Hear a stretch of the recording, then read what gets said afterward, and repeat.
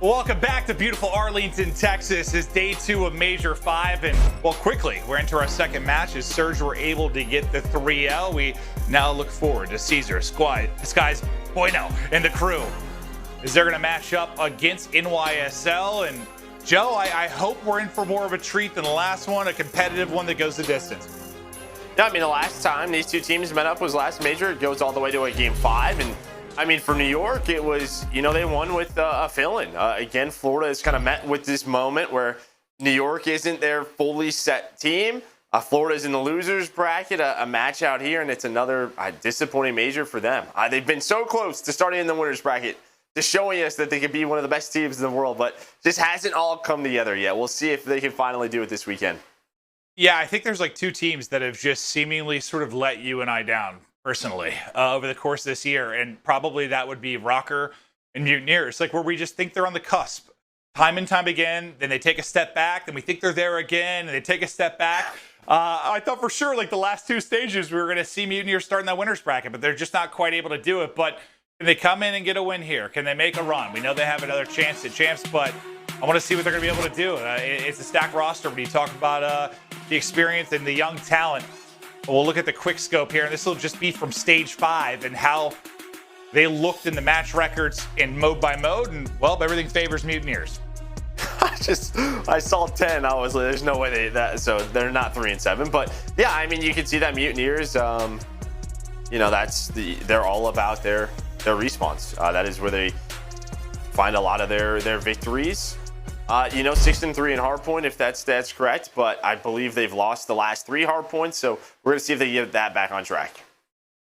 Yeah, we'll see if they can get it going. And yeah, I want to see on one side if Mutineers can make a run, and then I guess how much this roster has developed for NYSL. I think in the interview, I was listening to it a bit just with Asim, just talking about having to take over a bit of the leadership role more and how it's been a bit overwhelming. I'm sure a lot of players have had to do that in their career, Joe, where it's like you weren't the leader, you had the leader left, and now you have to step it up. No, 100%. It's a tough transition. You know, he's always been. Plus, you got to look at the fact that he's in a very difficult role as is, right? In terms of he also has to micromanage a team. That's not easy, right? He's your entry guy. He's your objective player. The guy's trying to do as much as possible while making sure we're doing the right thing as a team.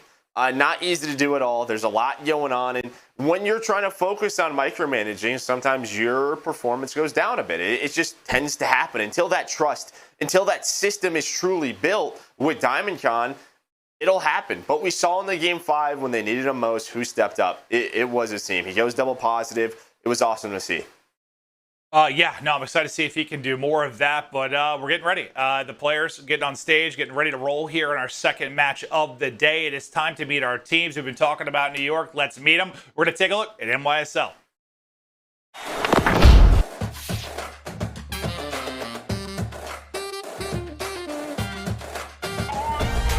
Mack with the first one. He just jumps on in. A flurry of kills through. Mack, though. Mack gets 3. What a second half of the hardpoint he had. There's all 4. The 8 for Big Mack. Upward timing. He gets flushed out. But Asim and Mack, that crossfire so good. Asim, all 4, give it to him. Takes down the entire side of FaZe.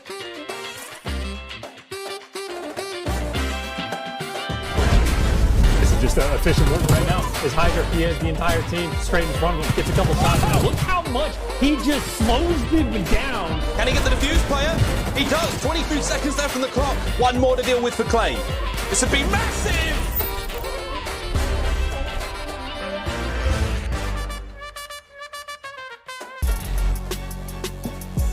NYSL coming in, looking to get the dub, and maybe not the roster we expected a couple weeks ago, but can this team get it together? Superstar HyDra coming into the lineup a couple months ago. JP and Revan. Oh, look at this. I like that. A little unison. Ooh. You think that was a Revan idea? I think it has to be, right? That just looked like Revan's idea. That looked like everyone looked a little bit uncomfortable except for Revan. I've never seen Revan smile more. Yeah, he really loved that. That RuneScape things that really get Revan going. But HyDra having some fun as well as he's getting a laugh after they get out on stage. And I think that's good though. Get a little laugh, get loose. Obviously, there's some pressure here. We try to brush that off a little bit. I don't know. Honestly, I don't think there is. I think all the pressure's on Mutineers at this point. Again, these guys have just been put into a tough scenario where they have to now compete at the major with, like you said, not the lineup that we expected. A new team, it's going to take some time to get used to. They won a game 5 yesterday. They also lost that game 4 that they probably should have won, but they're learning in every single series. I would agree with you if this was earlier in the year, but I just don't think there's any way to not feel pressure now. It's the final major of the year and Champs is around the corner. It's not like you have time for stuff to really develop. Like, it's got to click. You've got to get better quickly. One more time. Look at Redmond. He's so happy. I see JP smiling too. That was incredible. I mean, I agree, but that's just a fact. I mean, Florida should win this, right? I mean, that's just true. The way I kind of look at it. I mean, it's just tough to, you can't just basically take a player and put him in there. It's going to take some time to adjust. Hopefully by Champs, yeah, they are as quick as they can be set in stone with how they want to play. But that's pretty soon too. Yeah, it's just not that far away, is it? But all right, we met one squad. Let's meet the other. You're saying Mutineers are the favorites in this one. We'll see if they can come out and get it done. Let's meet the team, Florida Mutineers.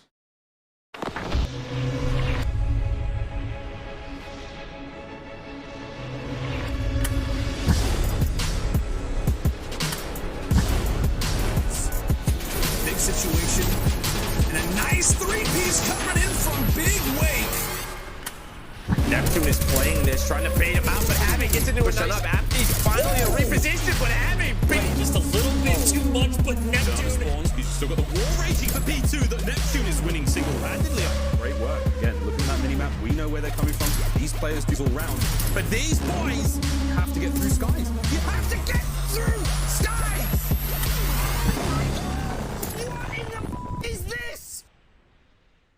Florida Mutineers. We love this team. They're having fun out there. They've got the talent. We've loved seeing Neptune come in and what he's been able to bring this year. Big Wake following up last year. His incredible debut by being a monster this year as well. The full squad is there, and Havoc, he comes in late, but he has been huge for this team. Are they going to do a wave or something? Oh, I was hoping maybe something. Nothing in unison, but they all waved. They did wave kind of by themselves. That's true. Skies was kind of doing the crim as he started walking out. Just, I'm not sure.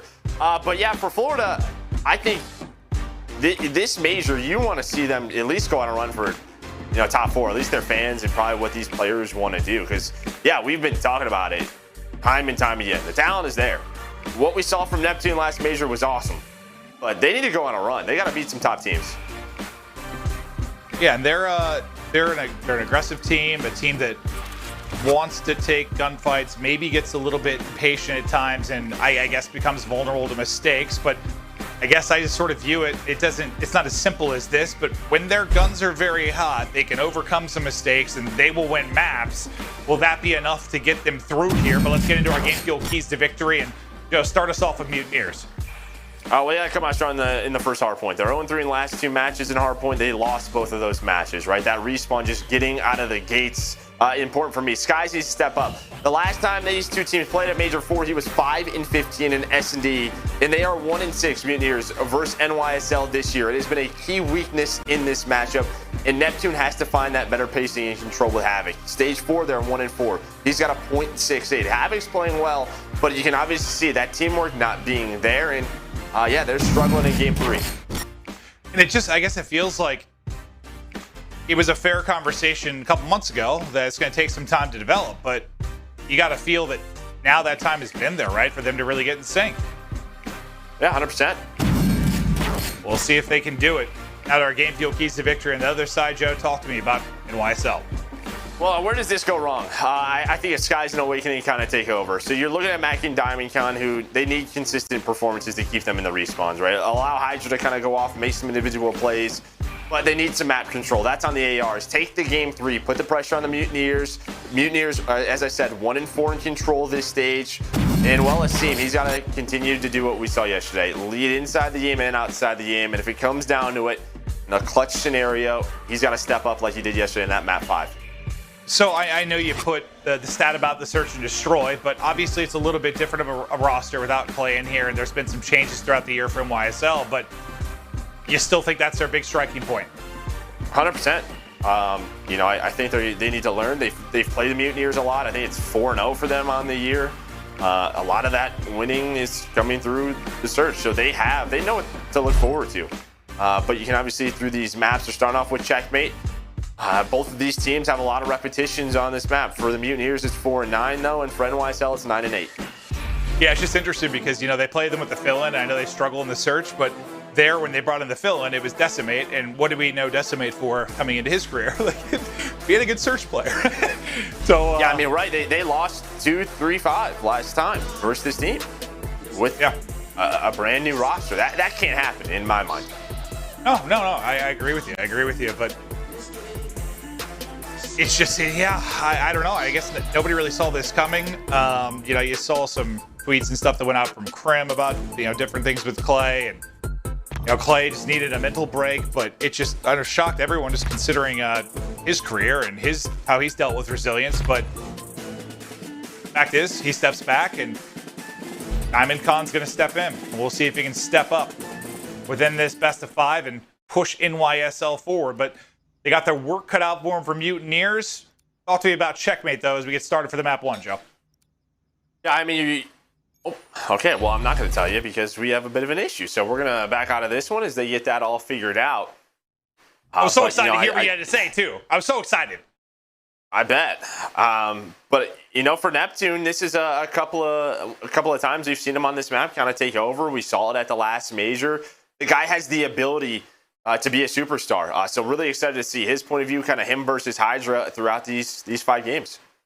I think I heard it was like a monitor issue. I think they're working with Neptune. His monitor might have turned off or something during the course of that. And I'll tell you what, these pros are very good at adapting. They're very talented. We get a new title every year. They're not good at playing without their monitor on. That'd be tough. Or if a setting's off, I mean, you could speak to that. You can just kind of feel it, right? So, yeah, they're making sure everything's good to go. Question for you, though, just while we're filling a little time before this starts. Like, you know I'm a psychopath when it comes to, like, settings, whether on controller, or mouse and keyboard, or my monitor, or graphic settings. Like, everything has to be the same and feel correct. Even my chair height, like the level of my arm, everything has to be the same. Oh, wait, in your experience as a pro player, does it vary by players? Are there some like that? Or is everyone, like, when you're that much of an expert and a professional, is everyone kind of obsessed like that, or am I just crazy? Yeah, I mean, you try to make it like home to be comfortable. I think the biggest difference, though, no matter what, is audio, right? Just being, well, when we have fans tomorrow, that is a big one, but you kind of have your earbuds, your headset, there's white noise pumping through. I think audio is the biggest difference where you kind of have to adjust. You might not be able to hear some audio cues that you normally would. And yeah, I don't think it was in COD, but I've seen some games where I've seen players bring like measuring tape to basically make sure that their chair is the same height, their arm length. People get pretty wild about it. Well, something you should maybe think about. Like, maybe take measurements down to what your perfect setup is and write the measurements down. Yeah. I probably should. I think I saw a player, I can't remember who it was, if it was in Challengers or the Pro League, but basically they took a photo of like their hand on the controller, so they made sure they had the same grip every single time. And I can appreciate that. I can really appreciate that. But time to go. Sorry about the quick reset, but into the map we go. And Neptune, he said, can light it up on this map. We'll start off strong to work on playing control as they try to work the time and maybe a potential flip, but NYSL still spawning. On the safe side, all 4 will get in, but hard point control, all Mutineers. They're just trying to find some time, and Florida just being patient, as they should. Get this time, and now you can go. Start to put the pressure on. You're going to see those 2 players spawn out. They do. Awakening finds 3. That is all 4 dead. That is the flip. NYSL, they got some work to do. Yeah, I mean, it's basically perfect out the first break to get the time. The next push, they completely shut down. You don't usually see... Okay, I thought it was going to be like a 45-0 type advantage from the weak side. It's pretty close. 39-2, yeah. You'll take that as well. It's not that different. It's not. But now you'll set up for second. This is where you don't want to afford those costly deaths in transition, and Mutineers able to avoid that and get their AR set up, and now Skies is a beaming. 3 and 2 from him, 3 and 1 from Neptune. That's just kind of what I was worried about, right? On one side, it was Awakening, who finds 3 on the other. It's Skies just getting set up, getting into his power position. Mack with the multi-kill. It's already 2nd and 1 of the game. But you can see the rest of his team. 3 kills combined. This is just difficult. You're basically just running into a fully set up Mutineers. The team trying to get on the hill to make a play. We got about 20 left. And just like a quick question for you, though. I'm curious, like, I mean, we were talking about Octane last series, like an AR. He gets to strong position. He can make it look so easy, but it feels like there are some players that, like, I don't know, play better when they're breaking and moving, even when it's ARs, versus just kind of the patience and setup from a strong position. Well, you have an idea of where players are going to be. When you're going for a break, you know of an area, right? When we talk about retakes and search, there's only a couple of places that players really set up on based on bomb placement, right? In where they planted. So it's just an idea of, oh, okay, I have to do this. And that momentum going from gunfight to gunfight, where on the opposite side, you kind of have to be ready for it, right? That's when you...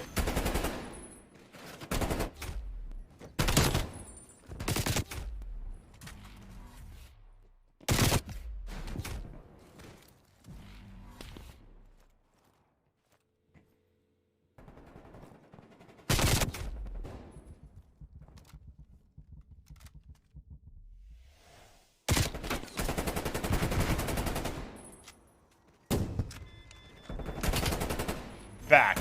If they don't, they're about to get smoked. Oh, no. Oh, no.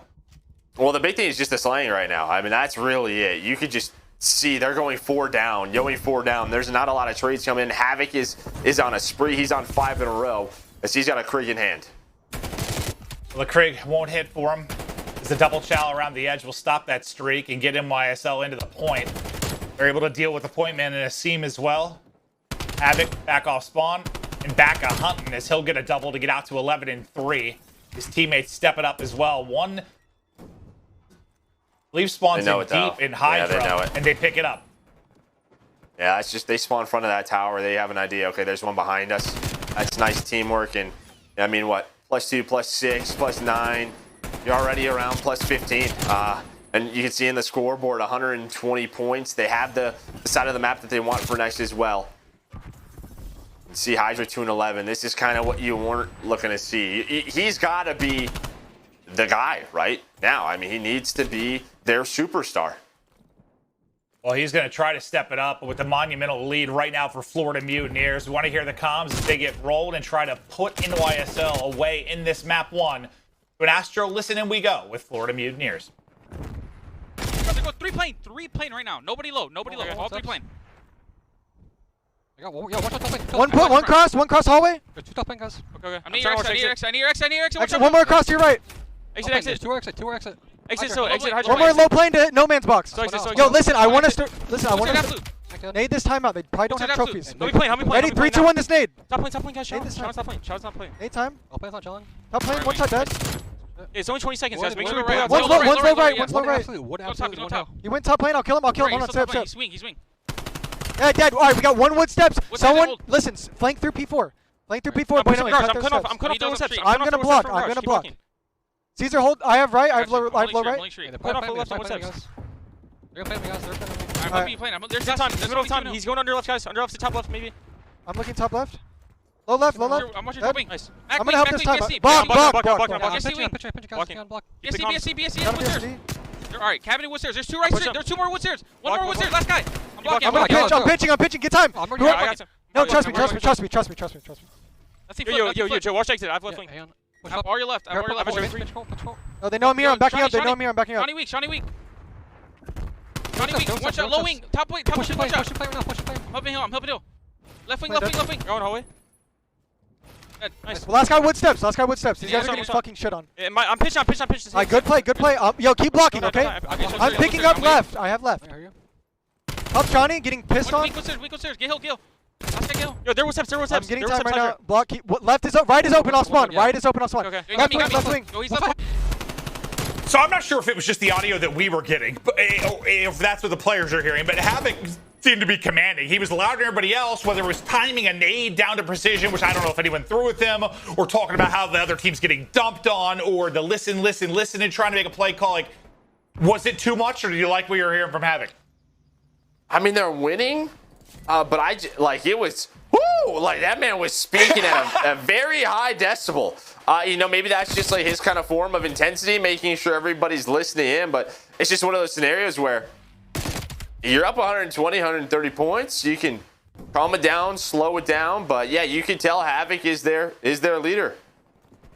Oh yeah, he was turned 100%. Like as soon as we got into it, he was counting like an aid toss with somebody. I don't even know if anyone was listening, but it was amazing. But there, Subliners get 4 down. HyDra starting to wake up. That's 5 in a row from him. You saw the 2 and 11 start to the map. Now, can they bring this back? We've seen multiple teams come back from 100-point deficits. Not that it's common, but it's happened here. Right after the 4 down, the rest of the kills start to go the way of Florida Mutineers as they are posted up and set up mid-map. Disguise looks to get the help. It's Neptune that gets the melee through. 28 points away from securing the map 1 off a incredible start. Yeah, you know, can they get it to, you know, the 5th hill? That's the problem. It's these next couple of hills. If Florida just starts chipping away a couple of seconds here, a couple of seconds there, and it's just going to be too tough. We'll see, though. NYSL, if they want to get it that far, they got to pick up the slang, control the middle of the map, basically put them in a trap like we would see on Garrison. But you see Awakening just winning a gunfight, getting on the hill. Winning a gunfight, getting on the hill. What does that do? That forces NYSL to maybe have to reposition. Someone gives something up to have to try to get him off that objective. But it seems like even if they lose it, like the guns are getting a bit warmer. It was just so dominant from Mutineers early. It's definitely come back a bit. I mean, just having at one point it was like 17-4, 17-5. Yeah, 100%. You know, carrying that to the search. Yeah, yeah. Just probably too late, but we've seen crazier things. And they're doing a really good job here, but Havoc keeps it going. He's up to 28. He's still double positive, but Diamond and HyDra just playing their life. 3 dead. They're kind of doing what we were talking about. Could they get it to the 5th hill? They get it there. They have the spawns. That's where things could get interesting. But still, only 17 seconds needed. Diamondcon's on 5 in a row. Got a shot to do it, but keep an eye on that number 4 working all the way around. That's going to be Havoc. He's trying to take the route to get in behind. Maybe influence these spawns to get ready for 5th, but there's the first pick. One spawns right on him. Gunfight. He's not able to win it. HyDra will take the one-on-one. NYSL still has a presence here. Just 17 points needed for Mutineers. Pushing forward on the other side is going to be Awakening. Diamond. The artillery just going to be pinged for now. Here's the call. A cruise missile. Trying to be earned. Down over 100. Now down just 60. And they've got spawns for 5th, Joe. They got it this far. And what did I kind of tell you in the listening? When you hear call-outs like that and comms like that, it can make people frantic. Yeah, that would make me frantic, right? So when things are going wrong, how are the comms? I'm not exactly sure. But if they're to that level, if it's a little bit too much or too intense, people are taking gunfights, they're not challenging together. And NYSL, they're starting to bring this on back. With 20 seconds left, and if you're Florida, you just want to control the plane, make sure you get set up inside, and you can close game 1 out. This is close to being one of the more unbelievable comebacks we've seen on the entire year. As second by second, Mutineers could collapse, but they'll get the kill out of the point. Only a couple seconds left, so not going to matter much, but now the cruise missile going to come in. Hardpoint control for Mutineers, 10 points now needed. Skies and Havoc get kills during the streak. Havoc will get dropped. Final bit of the missile won't connect. Just a few ticks and they avoid the collapse, but Mack wins his 1 and nobody else in to contest. Mutineers survive, but whoo! NYSL made that very, very interesting, Joe. They sure did. I mean, yeah, just a slow start, but a heck of composure. And, you know, NYSL, they were the team that threw away a 100-point lead yesterday on Apocalypse, the Guerrillas. But Diamondcon got going. He goes on a spree. But you can kind of see where Florida at times does slip up a bit. But they close it out. They win map 1. They get back on board of that hard point. Yeah, but it's, I think I said it minutes ago when they first started to come alive. Like, even if you lose, like, I don't know. The guns got warm. It's got to help for the search and destroy versus, I don't know, get blown out 250-50 like it looked like in the early going. But a good bit of conversation now of, all right, we play like that. Let's keep it up, right? Like, all right, we're here now, right? We're in this series. We're back mentally, basically. Yeah, no, 100%. It's a good bit of composure by NYSL, as you said, to bring it back. But then I think also for Mutineers, I mean, when you heard the comms talking about maybe being a little panicky, but you know that pressure builds second by second. Like, oh God, we are collapsing. They keep it together. They get the win. It's a monster map from Havoc when you talk about the kills, but Skies leads the way in damage. He puts up over 6,000.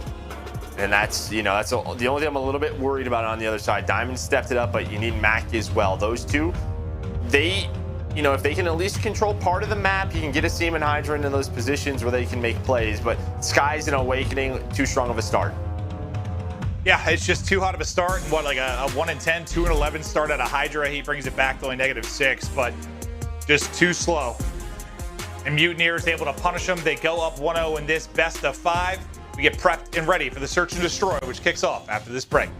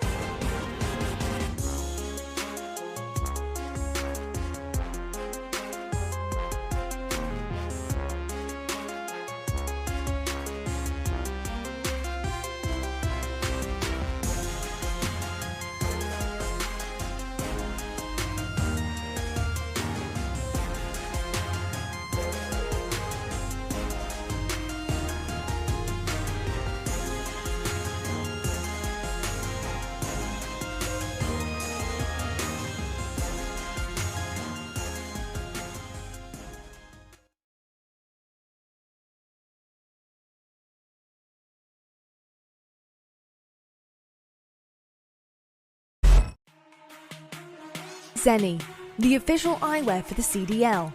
Armour your eyes with Seany Blocks blue light protection glasses by visiting seany.com/gaming. The Call of Duty League is brought to you by ActiveStat, the next generation analytics platform built with Google Cloud that brings fans, players, and commentators the power of competitive statistics in real time. Get insurance savings and discounts from USAA, the official insurance partner of the Call of Duty League. Ladies and gentlemen, welcome back to our second best of 5, day 2 of Major 5. It's the last run before playoffs and champs at the end of the year. We got $500,000 up for grabs this weekend, and one guy looking for the money. It is Caesar Skies Bueno, and he was great in the map 1, but Joe, he had a really good stage 5. I know he's had several solid stages this year, but if you take a look at the overall KD ranks, usually, yeah, if there's a number 1, that's great. Yeah, number 1 overall. He did have a really solid stage 4 as well. But like I said, where he struggled a bit was in search at Major 4. And you can see there he's at a 1.19. But like I said, 5 and 15 combined when they played NYSL at Major 4. So a bit of a redemption arc for him. We head into Miami, search and destroy. For Florida, you know, they're still fighting for that top 6 spot as well, right? Trying to put pressure on Minnesota Røkkr. We'll see what run they can go on. Sky said, I've told this story many times, and I apologize to anyone that's heard it before, but he has to harness. Back in the day when I first met him, he used to carry my former commentary duo, Courage and I, in wagers all the time. I felt bad for him, but I just knew he was going to be a monster. He was so talented. And he was great at Search, not just when playing with us, but just in general. So to see him struggle is a bit surprising, but obviously, yeah, okay. I don't know if that's what was happening, but you know, each title's different, each team is different, but he's got to be better. Yeah, 100%. And you know, I think just Florida, you know, this is a game mode that they've been trying to get better at and improve on. It's a big reason why Havoc is on this lineup. But, you know, Miami Search and Destroy, a great place for AR players, right, to find those picks. So a lot of our eyes on them. Yeah, still some of the shots they'll hit and angles they'll find make my brain hurt, but that's why they're professionals. And I thought we were going to see one right away as Diamond gets some tags in. HyDra, a slow start to the map 1. And when he first joined this team, you know, struggled in Search, but quickly he started to make an impact. They'll need him to be big here, especially in spots like this, like around the B site. When the combat becomes a little bit closer range. Yeah, pretty default setup here for both squads. It looks like it's going to be a slow B hit. Sky's middle of the map. No trophy, just trying to dodge bullets. Have his teammate look over him. That's going to be Diamondcon just to go back to his teammate. So it's going to come down to what can Neptune and Awakening, or sorry, Neptune and Havoc do in this setup top B, or is it going to be a hit back towards A? It looks like that'll be the call. As you see a team with the bomb going all the way through. Skies doesn't see anything, and Awakening is going to get picked. Well, it's already moving that way, but now it's definitely headed right towards the A side. Asim slowly works his way up. And keep an eye on that number 6 throughout this. He's been lurking. That's HyDra the entire time, lurking towards B. Depending on the timing, he can get in behind. Havoc and Skies have already found kills. He's going to have to make a play now. Diamond's got away. He has to stay alive. He needs to buy time for HyDra. You can see Havoc is still just waiting to see if there's someone on the flank.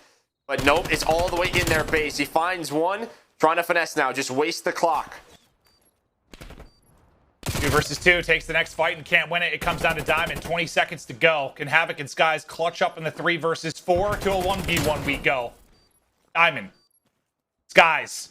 Diamond clutches up, gets both, and they had the numbers early, but it came down to a 1v2, and Diamond up to the task. Yeah, I like this little repositioning under the boat. We don't see it too often. And then this is the power position, right? Skies, it's just a tough gunfight from the bomb. I mean, he challenges it, he goes for it. It's a wide peak, but Diamond, a confident round. He waited for HyDra. He needed what he needed to do. That round is on him. He has to stay alive. He goes down there, right? HyDra dies. He gets traded out. The round is done. But he's just got to play his life.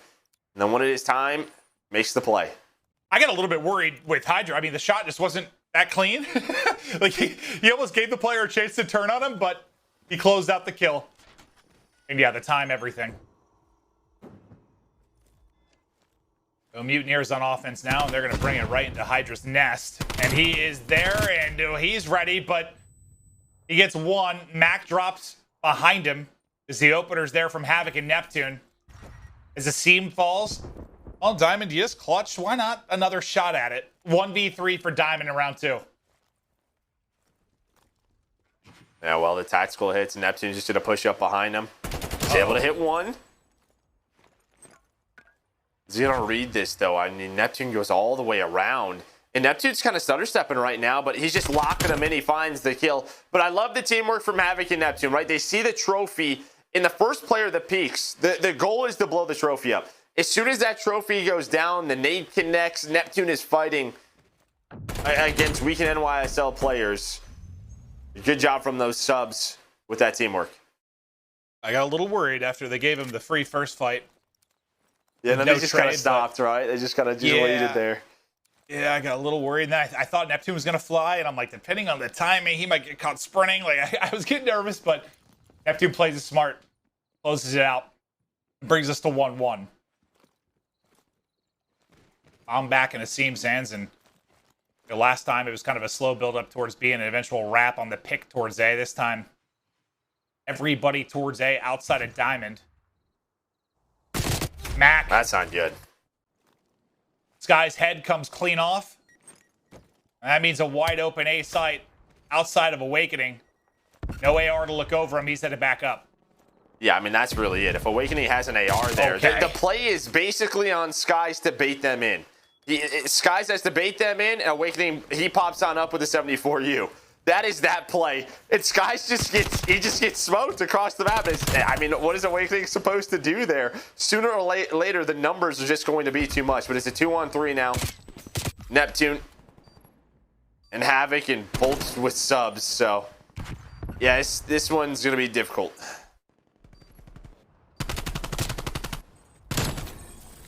They get to a 2v2, but just so little time to work with as Havoc tries to surge forward. And NYSL will close it out, but is that okay? Is that a mistake? That's a mistake. Yeah, trying to do too much. Is that just a fight he doesn't need to take, or is that just the Craig headshot multiplier, just he couldn't back down type thing? I mean, maybe it was that, but do you even need to be in that spot? I mean, literally, you just go to a place where you can see the beach. He's got the cross to the bomb. Like, you don't have to look at anything else, right? Like, maybe the middle of the map. You're just waiting until Awakening goes. Once Awakening goes, that's when you help him out. But yeah, I mean, he gets picked, and Awakening's like, well, I'm dead. I got to try to back up, right? Like, they're just going to push me now.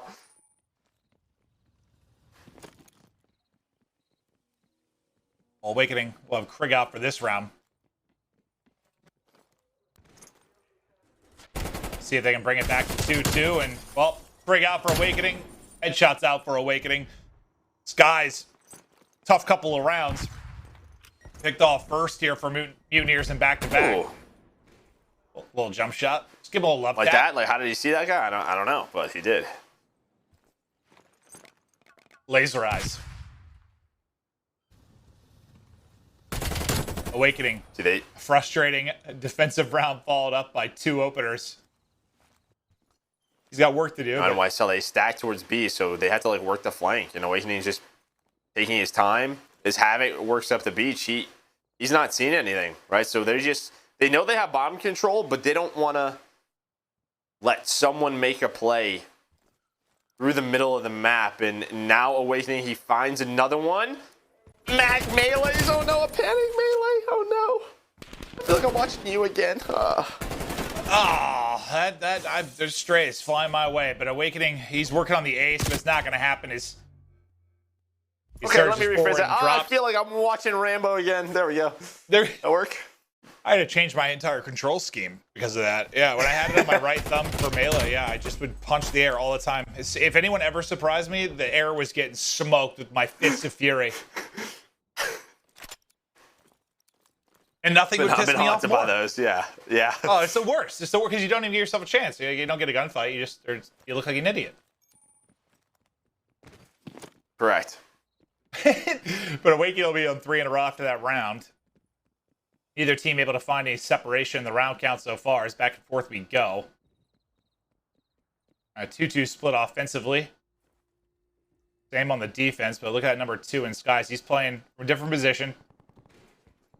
Deep on beach side. On Awakening, it's like, well, I'm not going to do that again. I'm going to make sure I have an AR. Like, I'm not playing that spot. That did not work. I'm going to just stick with the Krieg. Oh, man, he's getting picked. What is going on? Mack is what's going on. I feel like all 3 of Mack's kills are just openers towards A. Like, he is finding the angle. He is winning that gunfight. He's got the Crim monitor settings, whatever they are. Yeah, FOV 12. Just dialing him in. But his bomb gets planted on one side. 2 players from OSL working the other, and these could line up for Havoc. He knows another one is here, and he gets aggressive behind it. Havoc gets both. Gives them a chance now. 2 versus 2, 30 seconds to go. Skies, can he stay up till Havoc gets there? Not going to happen. HyDra will find the kill. Havoc last alive. He's got to get the kills, get the defuse. Or just stick it. Mack saw him, though. And that'll decide the round. Yeah, that's just the numbers game. They're working both sides of the map, and yeah, I like the fact that they got active. You know, even though that this goes down, they don't allow Skies to stay alive and wait for Havoc. I mean, Havoc does a really good job winning this 1-on-2. But on the other side, HyDra and Mack say, all right, let's just isolate this player out. Let's deal with this before things go really bad. And they do just that. And it's been all offense, right? I mean, NYSL doing a really good job just working towards that A side. This is a lot of offensive round wins in a row. Yeah, we should probably watch Mack, the next NYSL defense, because he's just been the opener king. Like, he's just finding those picks time and time again. And I'm curious how Mutineers deal with it, or if he keeps finding success behind it. I think that's 3 of his 4 kills.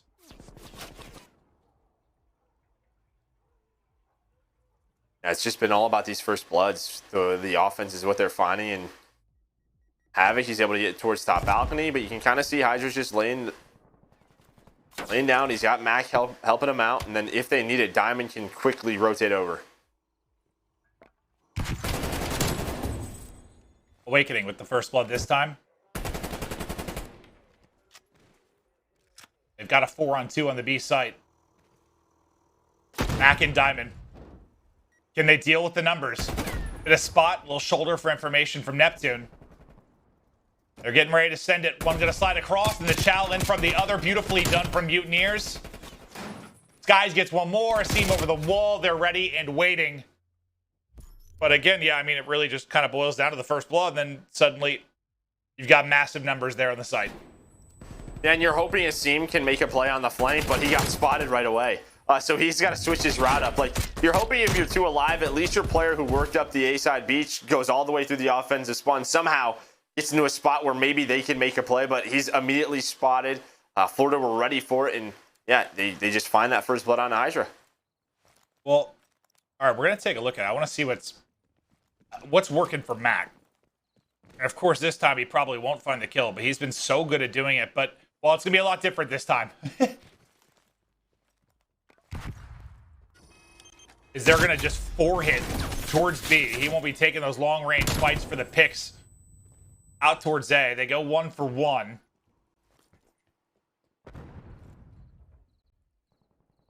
And already at the half wall, like, Diamondcon's like set up for the plant if they get it down. Yeah, Neptune, he gets stunned, so he's got to back on out. He tries to get out, and he does. Just trying to stay alive, but it's just tactical after tactical. Bullets are coming in, and there's the repositioning. Yeah, when you said he got out alive, I'm like, he's got 17 health, and he's not quite out of harm's way yet. Well, he's about to regen, and then that other tactical hits him, right? So it's like, that stops the regen, and he is screwed. That's one way to put it. 3v3. Skies with a chance to reposition the read chow. Bomb will be down. Skies will get traded. Down to a 1v1. Awakening. First Diamond. Diamond already has a 1v2 clutch, but not this time. As Big Wake takes the fight. Havoc's on his feet. Yeah, I mean, this is just miscommunication, I think, or maybe kind of overthinking this round. You took this side away.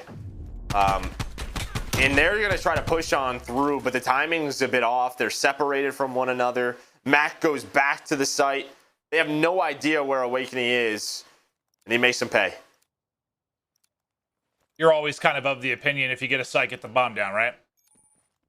I mean, you worked really hard for it. I get what they're trying to do. It works out if they're all together and trading, but they give them too many individual one-on-ones. It felt like the comms were a bit messy there from NYSL.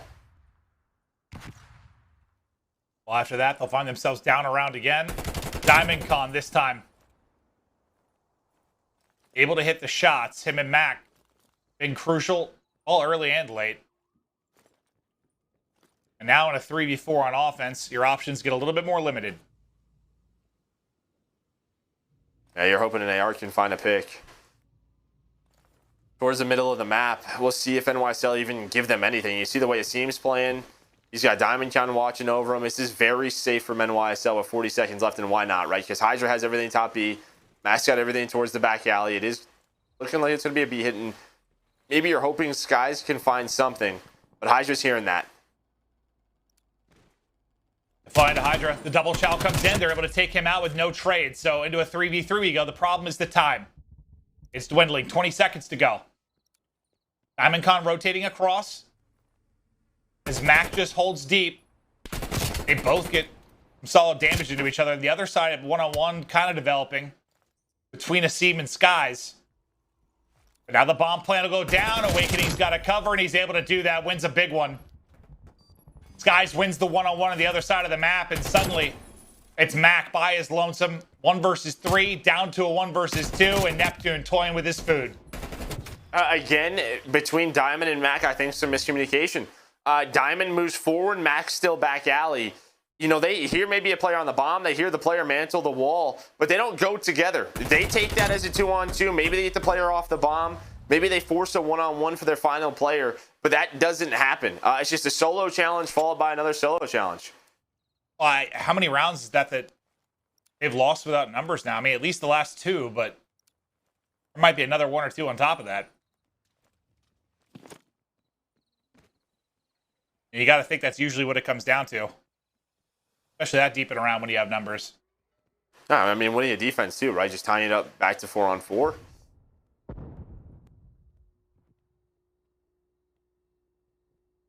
Well, this is the part of the matchup that NYSL have dominated throughout the course of the year versus Mutineers. At risk of going down 0-2, if Mutineers can win the round, they can win the map here on the defense. All 4 players from NYSL grouping up, getting ready for the B push. Mutineers defense, it'll be Awakening. That's kind of your transition guy holding mid-map. He has been clutch in that spot. They've got 3 here now to greet him. Staying alive with this crossfire. Yeah, no pressure on it now with the reach out comes on out. Nice trade by HyDra. Where's the next gunfight coming from? They don't have anyone through, and look at Skies. He's all the way here, right? They see Diamondcon being very patient on the flank. Is he going to find another kill, or is it going to be another death? Hey, I was saying this could be all timing. All timing. Diamond gets tagged. Havoc will actually finish the kill. Mack wins a nice 1-on-1 and now into a 2v2. NYSL have to win to stay alive. HyDra getting the bomb planted. And it'll go through. On the retake, it'll be Skies and Havoc, and Mack just holding with the pistol. Gonna get the shots. He's able to take down 1. Skies for the map. 1v2. And they push it out and they close it out. And I guess NYSL maybe better without numbers at times. Yeah, nice 2-on-3. Everybody getting those trades, and then into the 2-on-2. Mack and HyDra able to clutch on up. They knew the scenarios, but that kill for Mack that we just saw onto Awakening. Awakening is kind of trapping them towards the back alley. He peeks, and that's it, right? Because his teammates are, one's up top, one's down low. We saw where Diamondcon gets taken down. He's giving that info to him, and they're just like, all right, well, we got to try and plant this. Try to give us some sort of scenario we can win. Well, earlier in the round, I mean, would you have liked Neptune to play it a bit safer after the first blood? Because he gets caught then into the 3v3. Yeah, I mean, if you could back up, right? I mean, he's got the angle, he's got the cross, he's got the heady, like, he just gets his head ripped off. First blood to push it to around 11.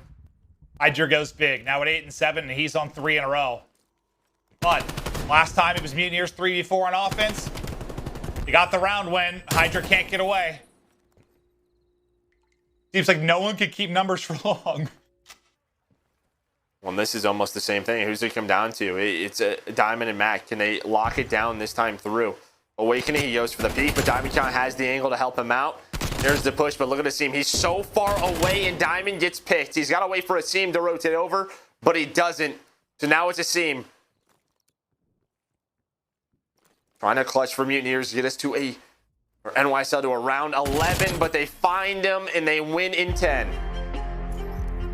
And that is what? 2 offenses in a row. We're there in a 3v4, and Mutineers get the win. And yeah, I think I'm with you.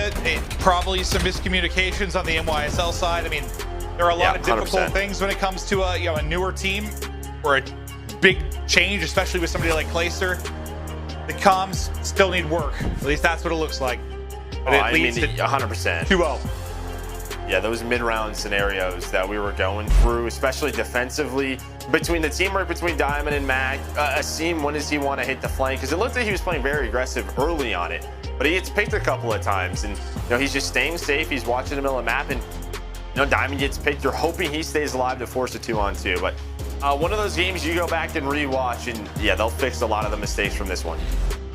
And that may not decide the series, but that is where we felt like think you had to get a map win if you're NYSL. That's where you've dominated the series. You've done so well in the search and destroy, but they dropped the map too. Can they do it through 3, 4, 5? Absolutely. Especially if you took a look at the latter half of that hard point. They really brought it back in the map 1, but this is a big hole. NYSL are in trouble. Yeah, I mean, you know, this is one of the keys, though, was for them to win the control. Florida's been struggling in this mode, 1-4 in stage 5. You know, it's the start of a comeback. With their hard point, the way it looked at the end of the map 1, you know, can they keep that going in a respawn? You back-to-back respawns, get that momentum. Get it to a map 5 again. Honestly, that's put the pressure on Florida. Yeah, because they won that search, but they were what? They lost their last 6 before that. So they're still vulnerable if they get to a map 5, talking about Mutineers. But let's take a look at our U.S. Army tactical play now. Big Wake. A rough start, kind of a frustrating start. Skies was getting picked early. He was putting Awakening in tough spots, but in this round 7, he was huge. Yeah, I mean, props to Florida, right? Because they were clutching these up, right? You have this 2-on-3. Asim is saying, hey, let's push on through. Let's catch them on the rotation, and they catch Skies because they don't know where Awakening is. Skies is able to find one. The trade just not fast enough, and then look, Mack turns back around. He gives them another 1v1 and finds that 74U, and with confidence takes it, finds 3 kills in the round, puts Mutineers up around. It started with a diamond clutch, but then all the big moments, whether up in numbers, down in numbers, when it came down to the wire, was Mutineers going big, and for that win, they go up 2-0, a map away from moving on to the losers bracket here for Major 5. Control up after this quick break. OC dub, way up like a rocket. Acting that way out of pocket. For the grind, for the hustle, I can't knock it. Do what it take, do what you do, you could try. I've been up, I've been stuck up in the sky. Only at the top, I can't lie. Haters watch it, throw the piece, tell them bye. I got things to do, I got bands to get. Competition up in smoke, cannabis. Ask me why I'm a top 10 candidate. I'm so fly, I'm so clean, and I'm rich. They can't stop it, they can't stop the kid. They can't stop it, they can't stop the kid. Check the scoreboard, I'm running up stats. Numbers don't lie, that's facts. They can't stop it, they can't stop the kid. They can't stop it, they can't stop the kid. Check the numbers, I'm running it up. I got penny bands, I'm thumbing it, Tell them move. Get up out the way.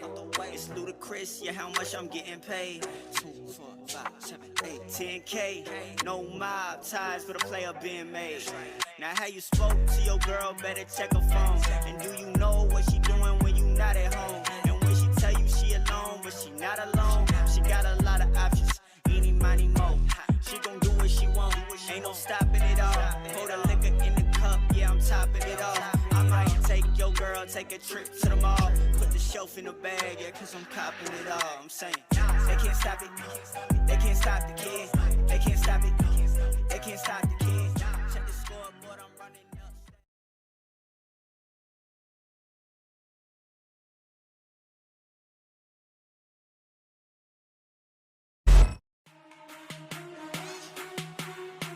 Seany, the official eyewear for the CDL.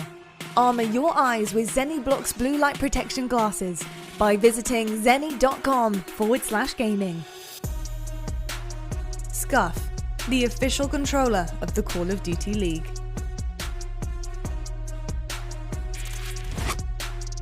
Before we get back to the match, a giveaway. Scump is celebrating the COD League Stage 5 Major with a giveaway. One winner will get a controller of choice featuring the winning team's design. To enter, retweet this tweet, follow Scump Gaming, tag a friend. It ends Sunday, August 1st at the end of broadcast. So go to the Scump Gaming Twitter to check it out.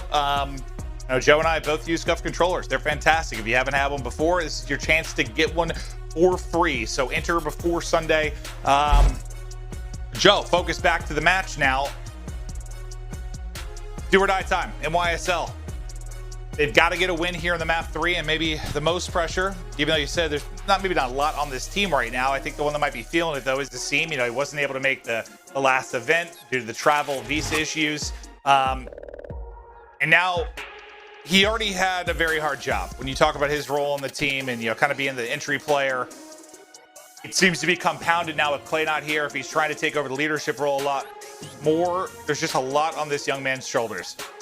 Yeah, yes, and this is a little bit surprising because you got to think like with NYSL and some of the issues that they dealt with even at the start with Zuma, Asim stepped up, right? Like this was a guy who just was on the radar. He kept his spot by the way he played. Like teammates loved playing with him.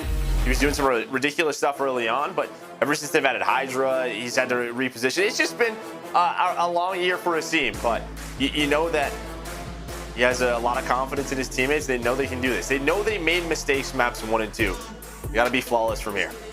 Yeah, you start slow at map 1, that's the mistake. I mean, they were just getting fried through the first 5 minutes of that game, but they bring it back. Game 2, oh, yeah. I think you nailed it. Like, watching that back with the coaches tonight, like, there are going to be a million little moments. It's like, dear Lord, we should have won this game 2 100 times. But they don't. And now they're in a position, they're down 0-2. It all hinges on this control. This is their chance to strike, as you mentioned in the game field keys to victory. Yeah, Florida not the best of control in stage 5. They were pretty solid in stage 4. They right around 50-50. But Neptune was kind of leading them. It's kind of the opposite now, where he's at the lower part of their stats. So we'll see if he can get things going. And a different beast on lane. Well, into the checkmate control we go.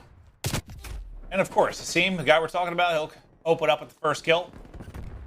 They'll get right onto that B objective. As Neptune and Skies fly forward for the retake, but it's Awakening that lines up 2. Asim and Mack get cut down. Now Diamond, well, he's just got nades soaring in from everywhere. Tacticals hitting him. He is just crouching in a corner. And he will drop. Yeah, but Asim are still there for Trey. They're just trying to fight for map control.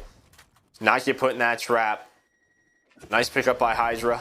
And well, a good nade by somebody. The anticipation for the challenge out of that crate. And behind Diamond's 2 kills, they'll get on A. We'll stop the clock for now with 46 left. As HyDra continues to try and finesse around mid and stop shooting maybe for a second or loses the angle. Tough. But the call comes in and Diamondcon gets the kill, but they get cleared off the point. Retake clear once again from Mutineers. Well, one of the kills from Florida is Neptune, right? He's got an angle on a Mack. Mack's like, how did he get me? He just needed one more bullet. He finishes that. Maybe they still have someone on A. Maybe a tick is done. But now, time taken. HyDra, though, on 5 in a row as he finds a Courier on the ground, just trying to finesse, deal with the players of Florida off spawn. Yeah, I couldn't tell with X-Ray there if he stopped shooting or if he just lost the angle for a second. Oh, I thought he stopped shooting. Yeah, I thought he stopped too. I didn't want to call him out if I'm wrong. But he stopped and then he didn't have the angle. Yeah, well, his streak will end as he gets meleeed to the face. Mack with the multi-kill won't matter much because the position's still here for Mutineers, and Guys will try to do his best with that position, but he gets instantly traded and actually leads to 3 kills for Subliners. So last guy here is going to be Awakening. Your Subliners, time is a ticking. Somebody's got to get on the point. 4.6 left to go. They got to finish something here to get the extension. Last person with a shot will be Diamondcon. He gets on it with 1 second left. And with the spawn out, they should get an extra minute. Now HyDra flying forward on 8 and 3. Yeah, I love that from NYSL. They know with the time ticking, someone's got to stay on B. They found the kills. They want to work A, though, right? So then they sort of rotate on over. They're able to finish that point. Now they're up in lives. A couple of members just stuck in spawn as HyDra trying to find number 5 in a row. The finesse, the slides. It's a long gunfight, but he does find it. Yeah, that's why I think when there were 3 of them back there, I know they don't have a lot of time, but they've got the life advantage. So they were just taking that 3-on-2, and they keep picking apart off spawn. Awakening spawns up. He's got bullets in him almost instantly. It's just going to be Neptune and Havoc that are left in this one. Now down to Havoc. 20 seconds to go. 1v4 or 1v5 with the respawn. Can he get it to that? He does. Yeah, but last spawn good luck with this. Yeah, that would have been incredible. It would have been awesome, but not going to happen. NYSL with 1 second left on the first objective, clutch up, and they get the offensive round win. Yeah, it's just what the teamwork off of spawn to get to B to fight through the middle of the map and to say, all right, we have 3 dead, we got to rotate on over. And then in a 2-on-3, it's Diamond and HyDra. They find 3 kills, and Diamond gets onto it. They play around the spawn kills with the life advantage. A beautiful round offensively from NYSL. That looked like a team that had an idea what they were doing mid-round. A very good teamwork. Right? At first, I thought it was like a little risky because there was like only 45 seconds left. I was like, if they don't find the kills, this could get very, very scrappy, but it's efficient, and they get the round win. Now, can they hold on defense? Can they get us to a hard point? The entire team's in front of Asim. They just fly behind it.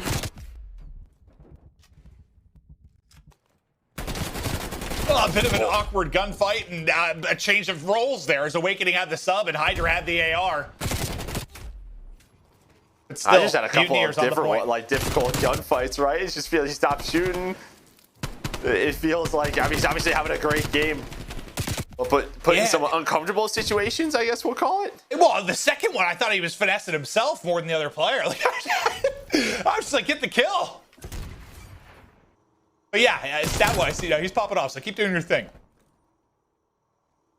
But it is very easy for Mutineers when it comes to that first point. They're up 6 lives. They get it instantly. Anytime you got over 2 minutes, you're feeling good. Neptune finesses away, unfortunately, right into Awakening's crosshairs, and he'll get headshot. Havoc, though. 4 in a row now. That double opens it up. Look how easy it is for his teammates to get off spawn and get right back towards the objective. Yeah, that team kill, though, buys them time, right? Because there would have been one more player on it, but it's just going to be a stack. And, well, it was a good round for NYSL, but that was a statement from the Mutineers. They fight their way back into a quick offense to tie things up at 1. Yeah, it feels like those opening seconds define the rest of it. Like, when you first saw Asim's POV and he goes to hold A, and there's just 3 people in front of him, like, they just bullied and bodied their way onto the objective. Did it behind the force and numbers in the Gunny, and Havoc had a couple brilliant moments over that round, too. But yeah, just the 2 at the end there. I mean, after he got it and he dropped, you just look at the mini-map, and I'm like, okay, well, Mutineers just going to fly into the point. That's what they did. Well, it's starting to remind us a bit of Miami, right? Just so many offensive wins round in a row. We don't really see this too often on Checkmate or Miami. That's true, yeah. Not often at all, like throughout the entire year. It was a nice start for NYSL to locate the first 2 kills. Seems trying to get damage through the plane. Stay up. His teammate in Diamond working that A point. A little bit of a 2-2 split here, and Mutineers have to come in and make a choice on how they're going to break this.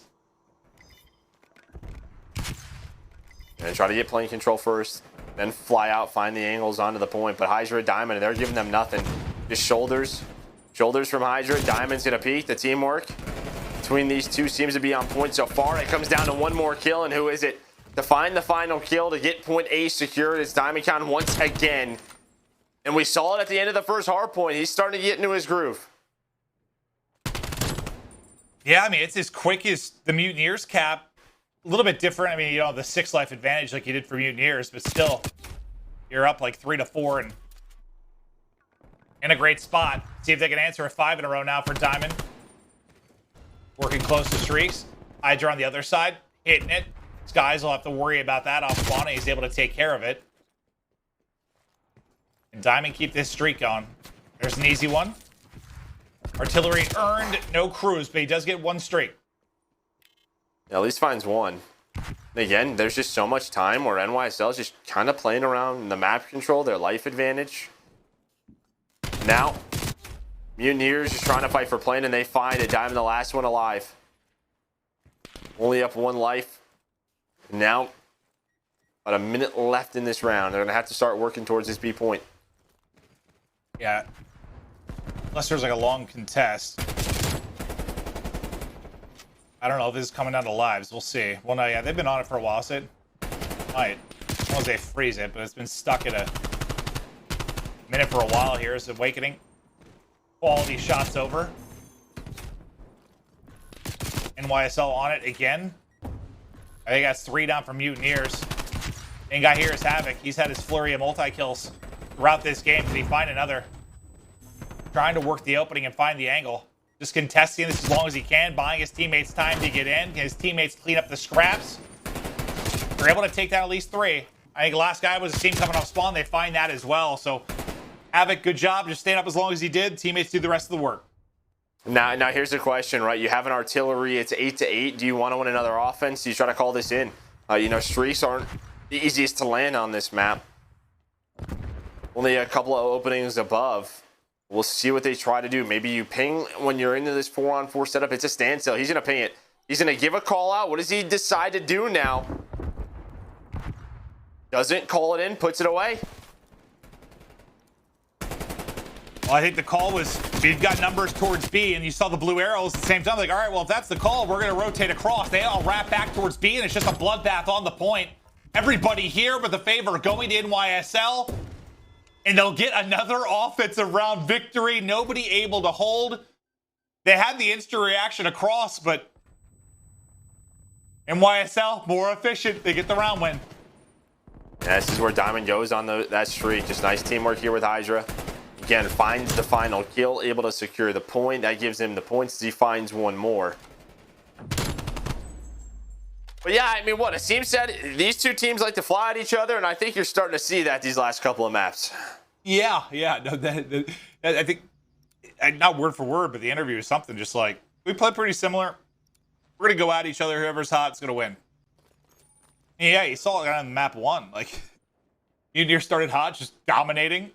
YSL come alive, and in this must-win map, they're doing just that, up 2-1. Can they finish it off with a defensive round victory? Not looking good so far. Yeah. Not looking good so far.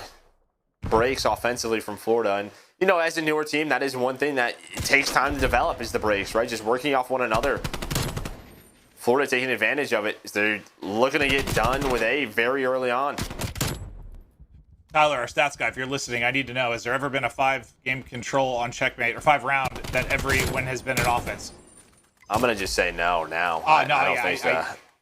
Not that I can think of off the top of my head, but there's a chance of it here. It's a nice regain from Subliners. They don't allow A to get finished.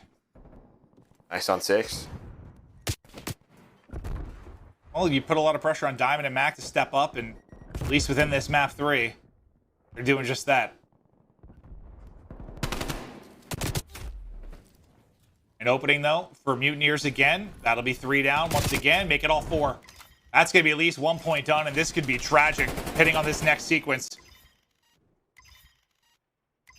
Yeah, forcing them to pick. Where do they want to go? Oh, no. They're finding kills, too. They're finding the kills. Diamond's in a... no. Does he want to use this or not? I'm not sure the kills, but... You're down 9. I think you got to hold on to the streak. This is just getting done too quickly. In Florida, they fight for mid-map. They get done with A. They find more kills, and it's a quick rotation over to the B zone. It's all offense here in 4 rounds. Yeah, that's like the worst situation to get 4 down when there's like 1 bit of progress left on that first point, because you get it done so fast. You just immediately push across. Like, they don't even need a stack to finish it quickly. And then, yes, the next 2 gunfights just staggers them again on the retake. That just happened so quick. That's why all I can say was, oh no, because you just, I'm just looking at the minimap like, this is bad. Mutineers, they do it, get to around 5. It has been all offense. Will a defense show up? Find out this round 5.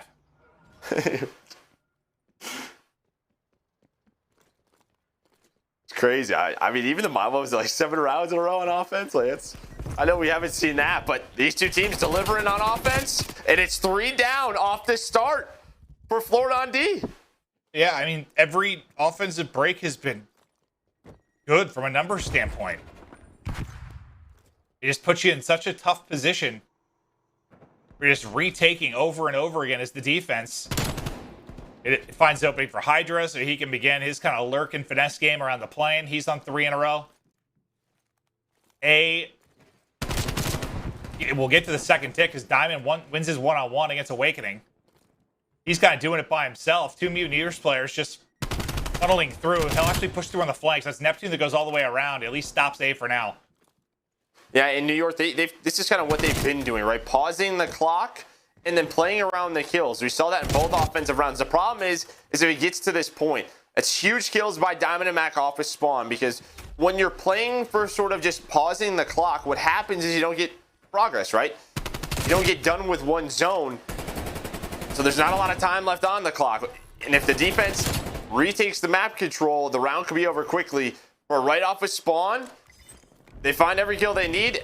Zone A about to be done, and you have that transition period we were talking about. Now the streaks are in. Hey, yeah, look at the lives. I mean, they're up 7 lives, too. Second bit about to be done on B. It might be a story of offense here on Checkmate, and a story of survival for NYSL as they look to close this out, get a map on the board, extend the series as all 5 rounds go to the offensive team. The defense never stood a chance, Joe. That was one of the weirder Checkmate controls. Yeah, that's one of the weirder ones I've casted all year. That's for sure. No, I think that's the weirdest one. That's the weirdest one. But it didn't even feel like stay alive. It didn't even feel like. I mean, usually the conversation on Garrison and Checkmate, a lot of it is about like when that offensive team gets pinned, like how quickly can you get out of it, how efficiently can you get out of it. But that didn't happen once. Like I'm struggling to think of like a period where like a defensive team was in a really good spot. Like really had there was a couple of times and then they all died. Like there was no trades. It was just like 2 dead then, right? It was like just what we saw. It was right off spawn. It was 2 kills for Mack and Diamond. They just retook map control. It was the same thing on the opposite side. New York would get map control and Florida would get 3-4 dead. But a crazy Checkmate control in New York, able to stay alive. Look at your stats. What, your ARs? Diamond and Mack leading the way. A good game early from HyDra. He puts up almost 5,000 damage with a sub. In Florida, still struggling. 1 in 5 now in stage 5. Okay, well, yeah, that was interesting. I mean, they won the search after going 0-6 in search over the last several. They can't get it done here to close it out. So NYSL, they are still here. They are still kicking. A hard point will decide if they can get it to a map 5. Can they stay in Major 5? Find out. The hard point coming up after the break.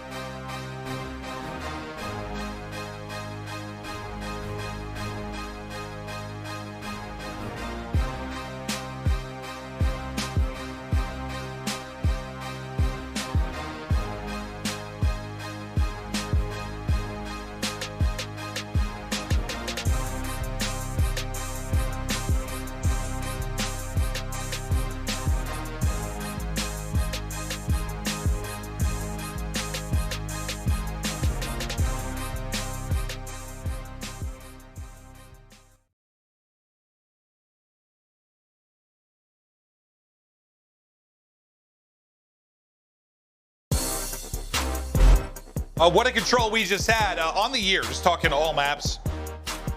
Offense only wins 37% of the time.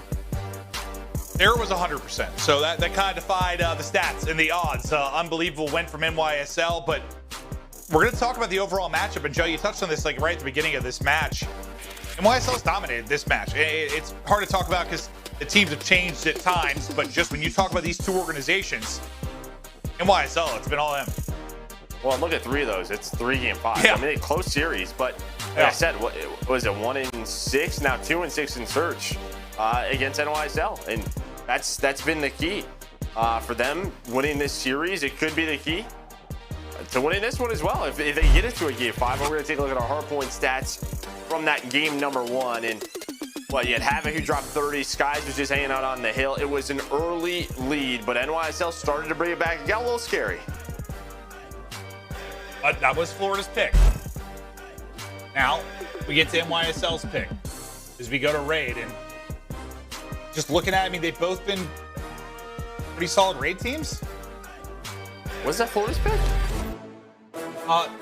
Yeah, I think so. Let me look back through our message. Because raid, they're 6-1, so I figured they picked this one. As NYSL Team is a very good raid team. Florida, they banned Garrison, they picked Checkmate. Okay. NYSL, they banned Moscow, they picked Raid. Okay. We're going with Raid. The only reason I'm surprised because Florida's 6-1. Well, that's sort of why I said it the way I did. I'm like, I was looking at it, I'm like, it's their pick, and they're both pretty good. Because I was looking at the stats, I'm like, all right, well, yeah, they're very solid here. They're both very solid. You're hoping maybe you get either, get a map where they have a bad record, but I mean, maybe with Diamond, this has been, in practice, their best map, so they're going with it. Play to your strengths. Sometimes you got to do that. It's probably a difficult choice, I'm sure, for the coaching staff and the players, and however that conversation goes down, you play to a team's weaknesses. You play to your own strengths. I'm sure it's a back and forth discussion and map and mode dependent throughout the course of the year, but it's a strong one for both teams. As we get right into it, Mack and HyDra try to get NYSL started. It's 2 for HyDra off the opener. It's ring control for NYSL. Can they get us to a map 5? Well, listen, I think what's key from that game 3 is you had really solid games from both of the ARs from NYSL. Good start. Still have map control for second rotation over to Mutineers as they control the middle with Neptune and Havoc, but the time going the way of Subliners, and they'll just eat it up. And I say that to go down. Yeah, that flipped pretty quickly. Diamond's still here, so he's trying to get it back in your favor. Diamond makes the play to make sure that Joe is not wrong. The final 10 or so seconds. I appreciate it. The final 10 or so seconds will go their way, but now we'll see if Mutineers can get set up in position for next. You already have one player pushing court and one front kitchen. Mack, who is pushing court side, will drop, and with those 2 kills, be a little bit of breathing room here for Mutineers to answer back, down 30. Yeah, nice early time from NYSL. Neptune, he spawns behind Asim on the old hill, so they don't get a pinch developed until right now. HyDra, he has an opening. This is wide open. That's 2 players, buddy. He finds both of them. And now he's just trying to finesse and play his life, but Neptune says no. Yeah, the HyDra play answered by the Neptune play as they get back into it. But I mean, for NYSL, I mean, you've already got more points than you did through the first full rotation of Checkmate. So things have started out better. Yeah, much better start. So, yeah, you'll take that. But we'll see a lead change looming here. Asim's gonna spawn out. Mutineers. Yep. Yeah, I was about to say, whoever got caught there mid-map should be all the way out. So that'll be Asim. He's out deep. So you've got the 4-on-3. You got to go. You got to go. Yep. Depending on the timing, he's going to get here with the flank, and go they will. Awakening finds the opening. Now they surge on forward. HyDra, though, able to get 2. Diamond gets 2. And in the 3v4, well, making a 2v4 after Awakening's kill, they hold on. How clutch has Diamond been? In respawns, we saw him have a clutch round. In Surge, they don't win it. But he's really making so many big plays for NYSL to keep them in this game. And now they're trying to push across the map as they have a 30-point lead. Mack knows the rotation for Mutineers is going to be a basketball. It's difficult to do. You can see he's all by himself as he's going to get hunted. But there's still 20 seconds left. He can work his way back across the map. Well, he already won 1, but the pressure is coming. And NYSL have the lead, just fighting for their lives to get it to a map 5. Let's go to an Astro Listen with NYSL. Let's go, Paco. Go speed 5. I'm gonna come from Zig. I'm gonna come from Zig. Kitchen. Okay, I'm here. I'm gonna jump across to the right, okay, Paco? No, I got 1 tap on you. Wait. Wait, don't go yet. That guy's in spawn in the back still. Go now. Nothing, Holding your money, could be in there. Nothing. Yeah, I'm going back door kitchen. I'm gonna chow the back. Okay, so we can back. Jungle and back. Chowing left side back. Yo, kitchen dead. More left side back, Connor. He's gonna chow you left side kitchen. Left side kitchen door. We're coming front. Hold our money. One shot while trying kitchen. So you can try to work up right side. I'm gonna try to work up, yeah. One's out. I can chow. Look out. iBeZy. Nothing peeking Money. I got him front right. Here, I'm trying to go to the front. One more time. I don't see one heavy. He went to the room. I think there's 2 on time. I'm gonna rotate. In the room. Watch it right. Money again. Money dead. Nice. 2 on time, right? 2 on time. Back kitchen. I heard you. He went money. Set up fold. One more no time. Nice. I'll do one laundry. Money node. He's front money. One kitchen. Set up P5. There's two. They're gonna I'm gonna hold bed. You can drop that. You can drop that. One. He's left side. I got him. I'm gonna stay P1. I'm gonna stay P1. I'm gonna block Zig. Go ahead. I bedsides right now. I don't see anything bed on me yet. Connor, Mac, you just let me know if there's Zig or kitchen, alright? I heard you. I'm just playing the low left corner. I'm in P1. I'm stuck P1. I hear them kitchen now. Got a trophy down. I can help you. I'm stuck P1, guys. He's two P1. 2P1, yeah. Nothing bad. P1. It's 2P1. I'm looking pillars. Mid. I'm looking pillars. Yeah, get full Zig.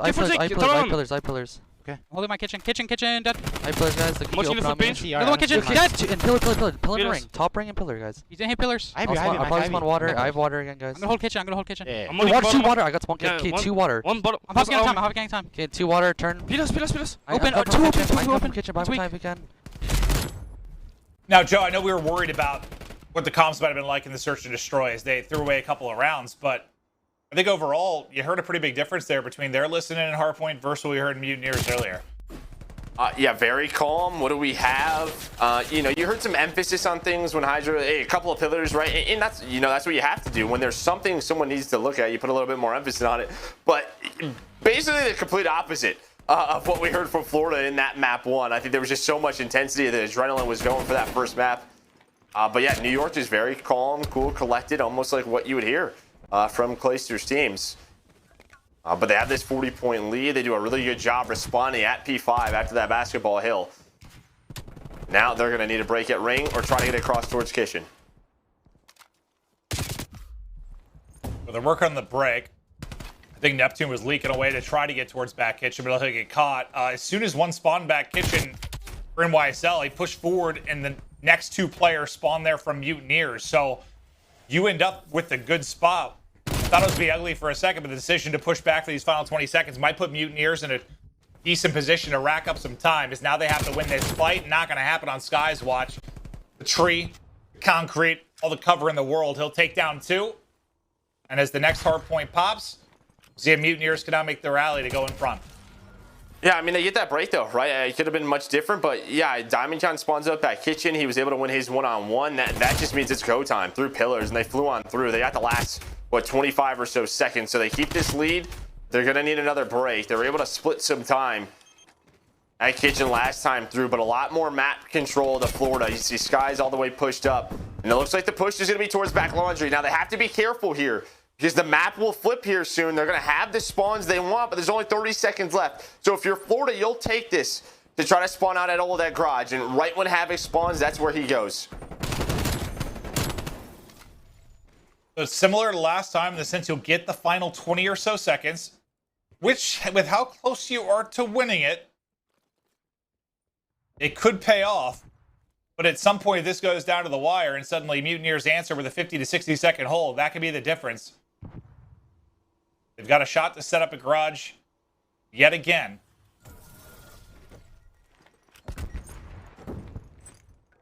Big weight go big from the van. There'll be Diamond and Asim pushing on his left. HyDra will catch him on his right. Neptune throwing the trade. But that'll be 3 down. Neptune in a world of trouble. He will fall, and it is quick. It is clean, and on through go NYSL. A huge break at garage, and second by second, closer to a map 4 win. Yeah, and this garage hill is where you're going to have to circle if you're a Mutineers, right? Because you had the 2-on-4, they held. Now you have this setup, and it's a break. And this is good for NYSL. You'll take this all day because you're just going to take the scrap time if you're Florida, but look at basketball. You already have this set up if you're NYSL. You forced their hand. They had to go for the push. You'll take it. You'll set up across the map. That's right. I was thinking in my head just that they were, trying on the hole with the 4v2, but that's right. They had the push after the Awakening pick and just got smoked after that. So the lead will sit right around 30. NYSL's in court. HyDra finessing at the rock. Awakening comes through. 2 will hit from water side. Can they get the break? There's another one for Awakening to get him out of the hard point. And in go Mutineers. But as Asim gets 2, Awakening's going to have to do it all, and he's doing it all. 2 to get in, 2 to hold. Can he survive till his teammates get there? Not going to happen as Mack is in. You still have a 1-player advantage if you are Mutineers. But nobody's getting a ton of time here. The dust hasn't settled. It might now after the Neptune kill. And with this time, we're going to be right around 2:30. And if you're NYSL, you don't want to see, we've seen teams push for this, fight for this, and then lose all the time. Just get set up. Get set up and put it away.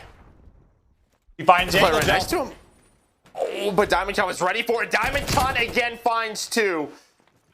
Oh, I thought Awakening was going to make the play and go on that wide play. He does, but on the rotation, Diamondcon, the difference maker. Now you have this setup. Florida, it looks like they're going to try and push from ring. You see Skies and Awakening try to find the angles. The SMGs taking their time, but they're going to have to go here soon. 5 seconds to go for Subliners. Here goes Mutineers. They try to battle in. Can anyone get on? They can test for a second. They do. But NYSL, they get the win. They close it out. They were down 0-2 and now a map away from the reverse sweep.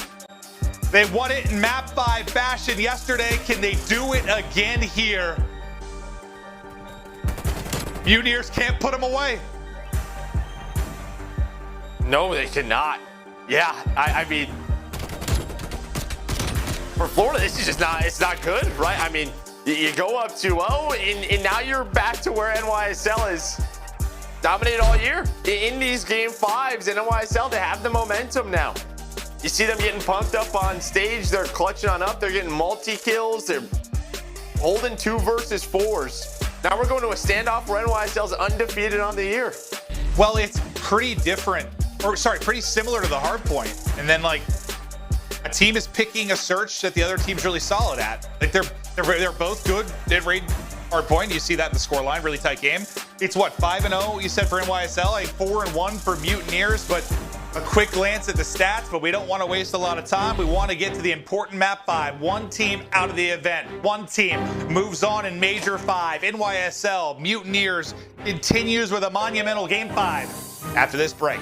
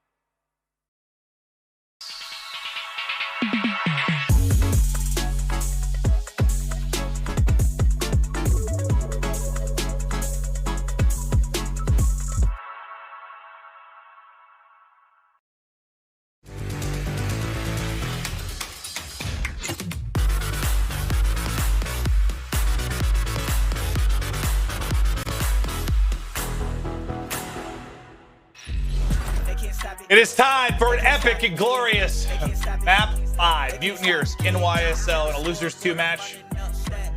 Who will come out on top? As you can see, NYSL kind of grouped up in a little huddle, talking things through. And Joe, let's you and I talk things through. We're going to talk game 5s this season, how it's gone. And, well, NYSL look a whole hell of a lot better. Yeah, they sure do. 10-4, man. They've had to grind some things. I think that even goes back to like stage 1. Yeah, you know, with Diamondcon, but you know, they're staying alive in the game. They got the momentum rolling in that 5-round offensive control win that we watched. Some big plays out of some big time players in that game number 4 to clutch on up. Diamondcon really stepped up. Saw HyDra made plays, and now we had a standoff search and destroy. And as we said, for the Mutineers, 4-1. For NYSL, 5-0. Well, a very good map for both of these teams. Standoff, it's just it's a lot of fun. I mean, we saw it last night too in this game 5. I think it just comes down to like what form the current rosters are in on this map. I love showing the season stats, but again, there's just been so many changes with both teams. But this is a look at the game 2 versus NYSL and how they fared. Neptune is what, he had a big map at 8-5, and that was a weird map too, Joe.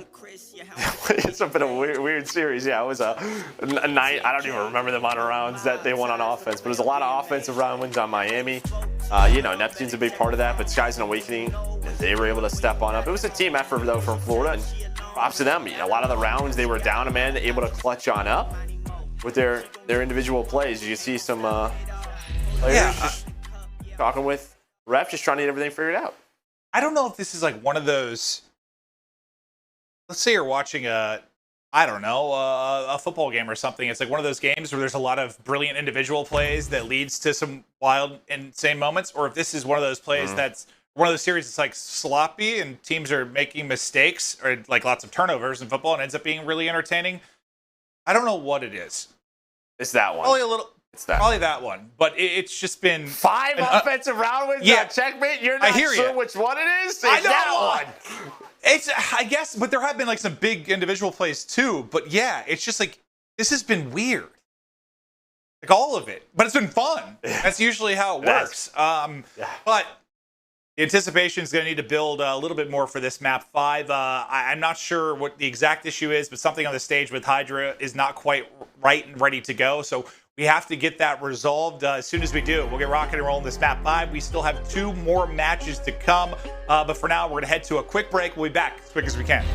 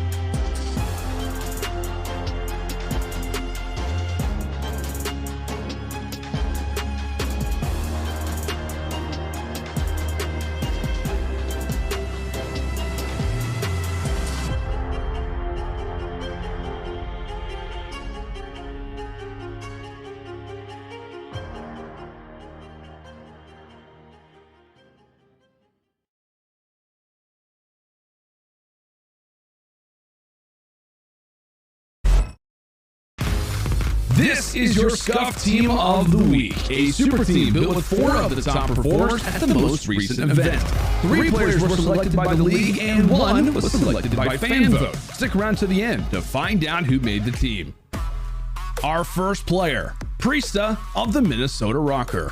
In the final week of Stage 5, the Minnesota Røkkr only had 1 match to play, but it was a big one for them as a win would guarantee them a winner's bracket start in the Stage 5 major. The stakes were high, but the squad shone under the pressure and defeated the Florida Mutineers 3-0.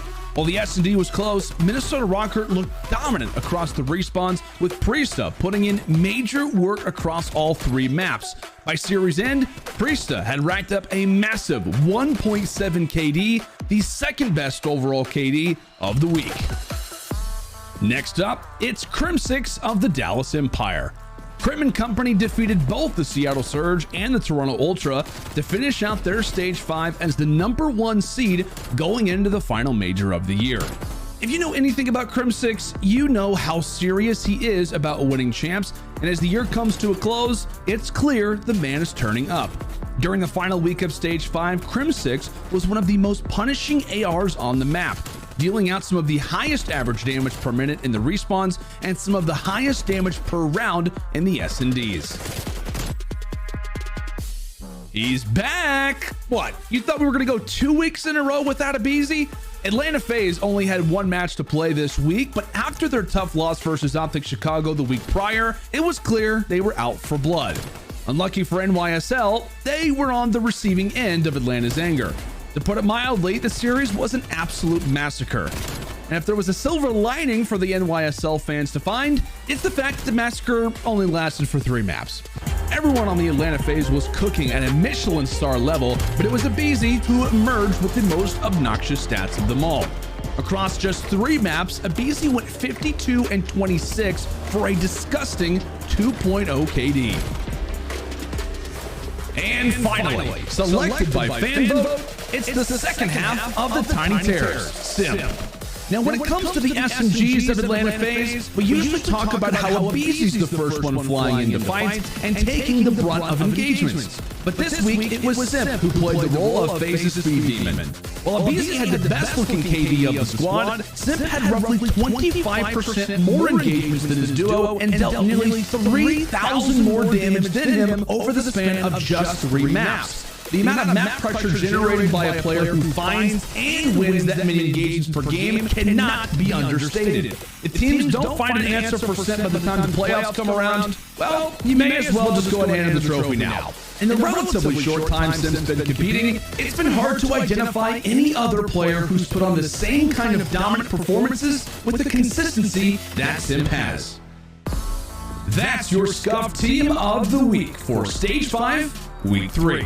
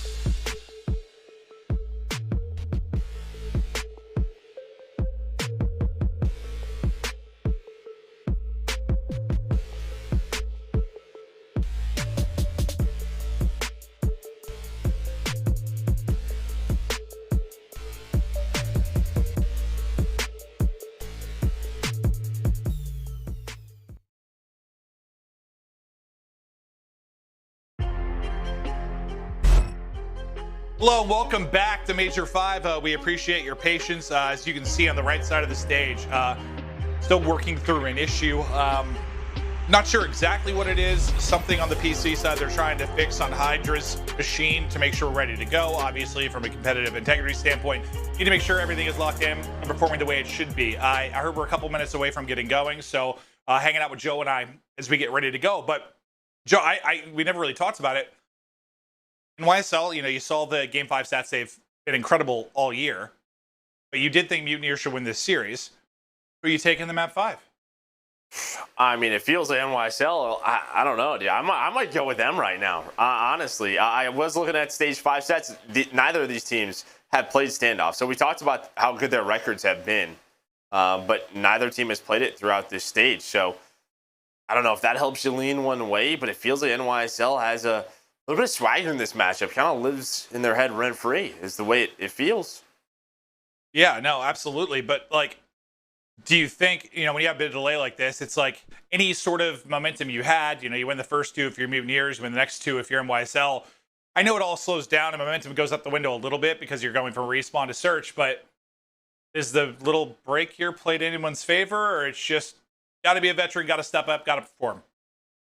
I mean, I guess you would probably say it helps Florida to maybe like stop the bleeding a little bit. But as you said, we're not going from a respawn to a respawn. Like if this happened after game 3, that would be tough. Like you would want to get right back into game 4.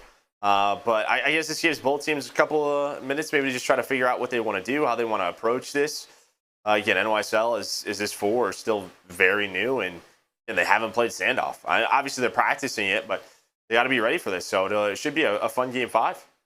Yeah, maybe a little extra time to just talk to coaches, get a bit more prepped, get dialed in. But I think we're in the final stages of testing and making sure we're ready to go. As you can see, HyDra at his machine again, but maybe a little bit frustrated with what's going on. I think we're still a couple minutes out before we kick off this game 5. Thanks again for your patience. While we wait, we're going to check out the top 5 plays of the week. Oh, he gets a couple shots. Okay, yeah, it He was. hits as well.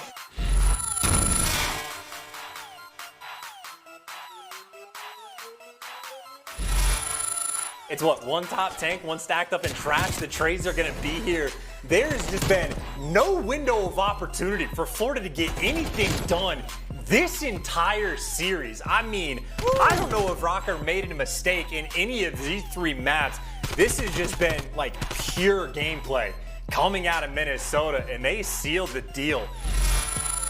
He should. Maybe he's really gotten into yoga, just really gotten flexible, just yeah, just practicing his form. I don't know. Well, that's 5 in a row for aBeZy. I think he got the 6th maybe right as they got the round win. The bomb's still down. Kenny has eyes on the push now. If the play is being made, it's got to happen now. Oh my God. Chance, we're going to hold our breath for a moment. There's a lot of time to work with on the clock, and Kenny is going to post up in a corner. Scump's going to run by, damage dealt. It's enough to get the kill though. Scump, back and forth we go. 15 seconds, Kenny holds the line, gets the kill. The reverse sweep completed. Deep into this round 2. 2 versus 2. Shotzzy gets the kill. It'll be a 2v1. It's all going to be on PaulEhx here. Try and work the clutch. Ton of time on the clock. Where bomb is down. Killing Shotzzy from that spot is going to be hard. Oh, he gets a couple shots. Okay, yeah, it was. He hits as well. And then he hits the shots. Unbelievable from PaulEhx. Did he get the win? Prim gets a little damage in. 25 seconds to go. PaulEhx goes huge. I don't know how he won that 1v2, but what a round it was. All right, so number 3 in Insight. He's working his way in behind. Crim stayed catwalk stairs. Now he like flanked the flank by just being very patient on this side of the map. He's a fine bowl. Oh, get to all 3. Crim's a hungry boy. Oh, hey, look how hungry he is. Look at him. He's looking at us. He's looking at us.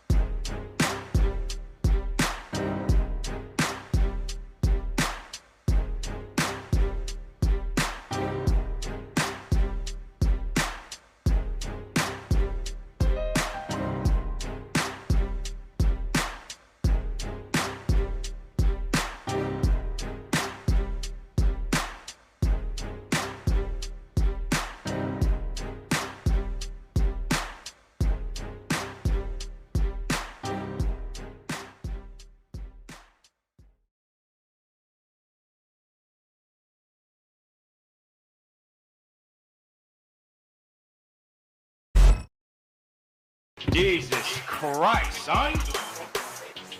We did it, dog! We did it! 15 seconds, Asim, he's running into the defuse. No one from the Thieves are looking to challenge. Can they get here in time? Can anybody take him down? They do! He's close to Mack.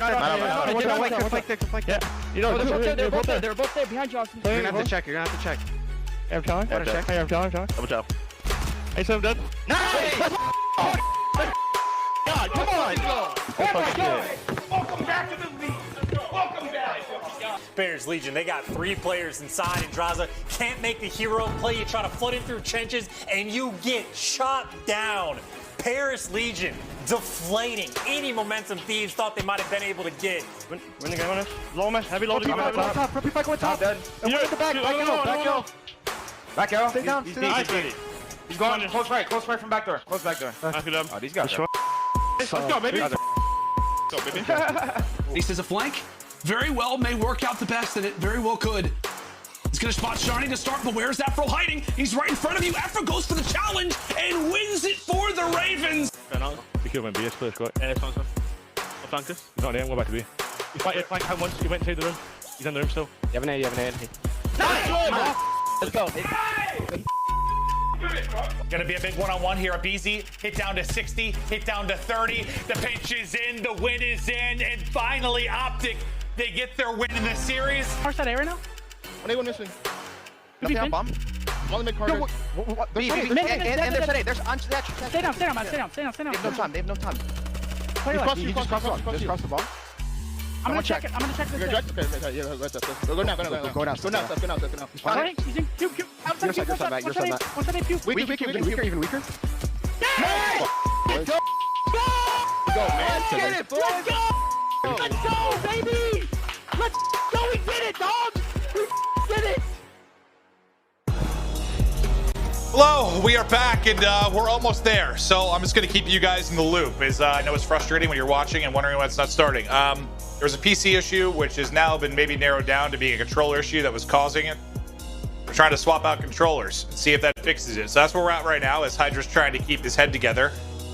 Joe, while we're kind of filling time, I guess I just want to know, like, 3-year-long and incredibly sexy career. Did you ever have a time where, you know, you're in the middle of a series, you're feeling hot, you suddenly have, I don't know, 10 to 20 minutes where you're not playing? How did you keep it together? How did the team keep it together? Well, I'll tell you what, if it's a controller issue, even today, I am prepped. Ready? I got one right here. This one, that's Cherry Blossom Scuff, right? If that one breaks, I got this one. So that one, I got this one as well. If that one messes up, I also have this one. So I am always prepared, no matter what. Just saying. Because you're an adult, Joe. You own a house and a dog, and you have a wife. But, okay, maybe. But, I mean, in terms of, like, from Florida's point of view, their focus is obviously on sort of regaining composure. There's not a lot of VOD that they can go over with Diamondcon on this team on this map.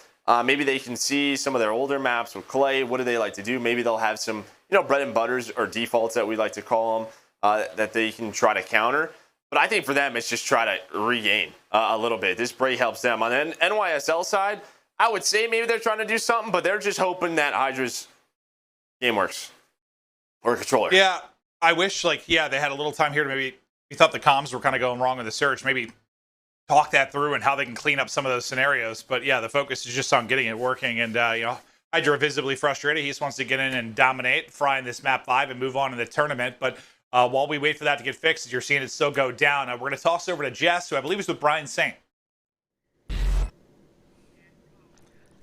Thank you so much. Yeah, that's right. We are here with Brian Saint, coach of the Minnesota Røkkr. I mean, that was a huge win for you guys yesterday versus FaZe. What did that do to the players' psyche?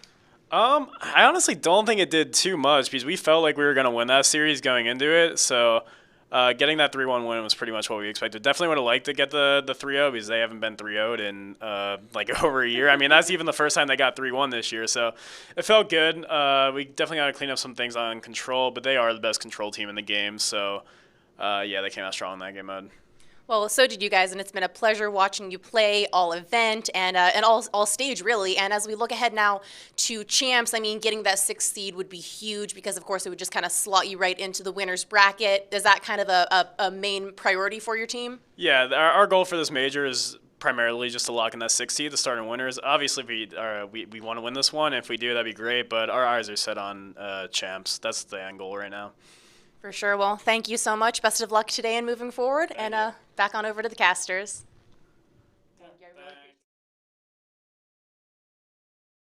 All right, we are back. Thank you, Brian Simp, for hopping on and helping us fill some time. Trust me, for those of you watching, we want to get back into it too. I ordered my dinner. It's right next to me. I'm just waiting to finish and stuff my face. So, yeah, I'm ready to go for Map 5 as well. But let's just do a refresher here on Major 5 in case you're just joining us or maybe you missed the action yesterday. Joe, this is where the bracket currently sits.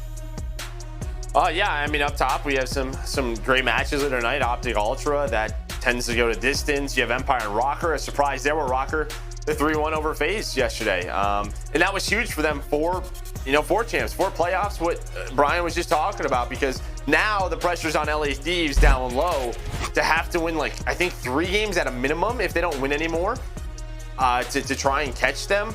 But just a refresher on today. You had the 3-0 with Seattle taking down London. They're still alive, and now in this game you have a Map 5, but up next, Dallas Empire versus Minnesota Røkkr. Should be a fun one.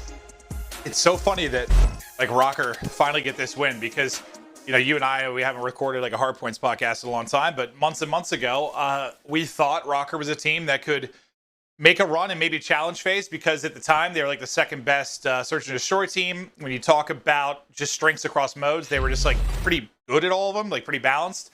And that never came to fruition. They would take a step forward, 2 steps backward, step forward, backward. It never got there. Towards the end of this stage, it's probably the best we've seen them play with this unit, and they come in and beat them. We always thought they'd be a threat because of that balance. They get a big upset, which shook up things big time. Yeah, I think another thing is, you got Standy playing at his best versus them. I think if you go look at Standy stats individually versus FaZe, it's a tough matchup, right? Going up against Simp and aBeZy, as it always is.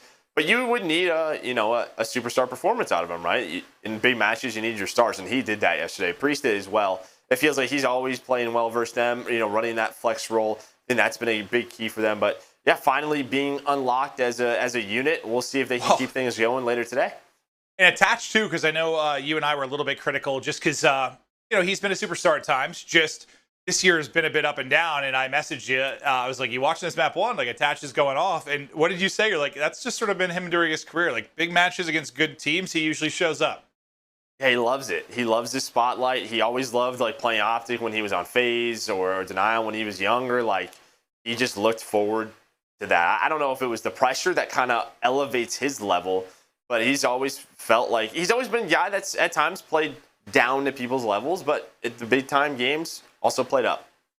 Well, you can see they're still working through it on the main stage. Again, apologies and thank you for your patience. As soon as it is ready to go, trust me, we are getting right into gameplay for the Map 5 so we can continue on with Day 2 of Major 5. But as they work to fix it, we're headed to another quick break. We'll be back as fast as we can. Yeah, blame Maven.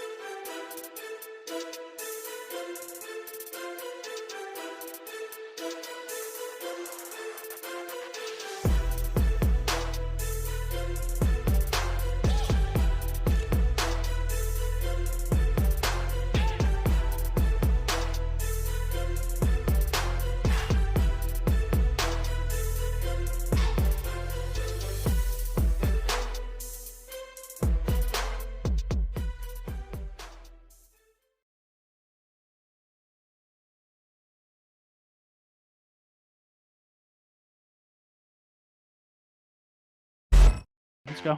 Yeah. Yeah. What are you waiting on, bro? Hey, chill, let's go. Let's go. Let's go.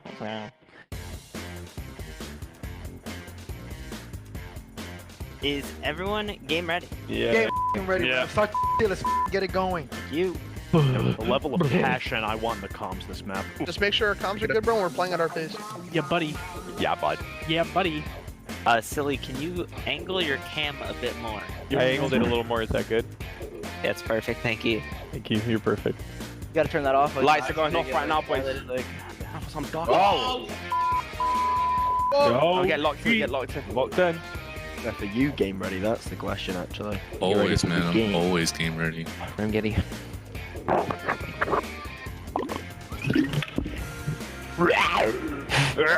I'm just sit on my video.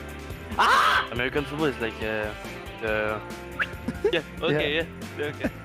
Because football is like soccer for you. It's so weird how the world allowed that to happen. The boys. Try together. I'm trying by myself.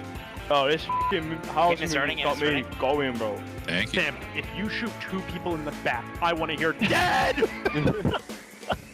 I need my ears to pop, bro. I'm losing full. You didn't pull like little stretches, like. I'm loose for the game, mate. Loose, mate. Get Loose loose for the game, mate. Some stretches, bro. Oh, Sean Defo vaping. Game started. Keep it down out there, you know? Keep it down out there. Get it, man. Now. Yeah, skirt. Nick, that AR game on raid earlier.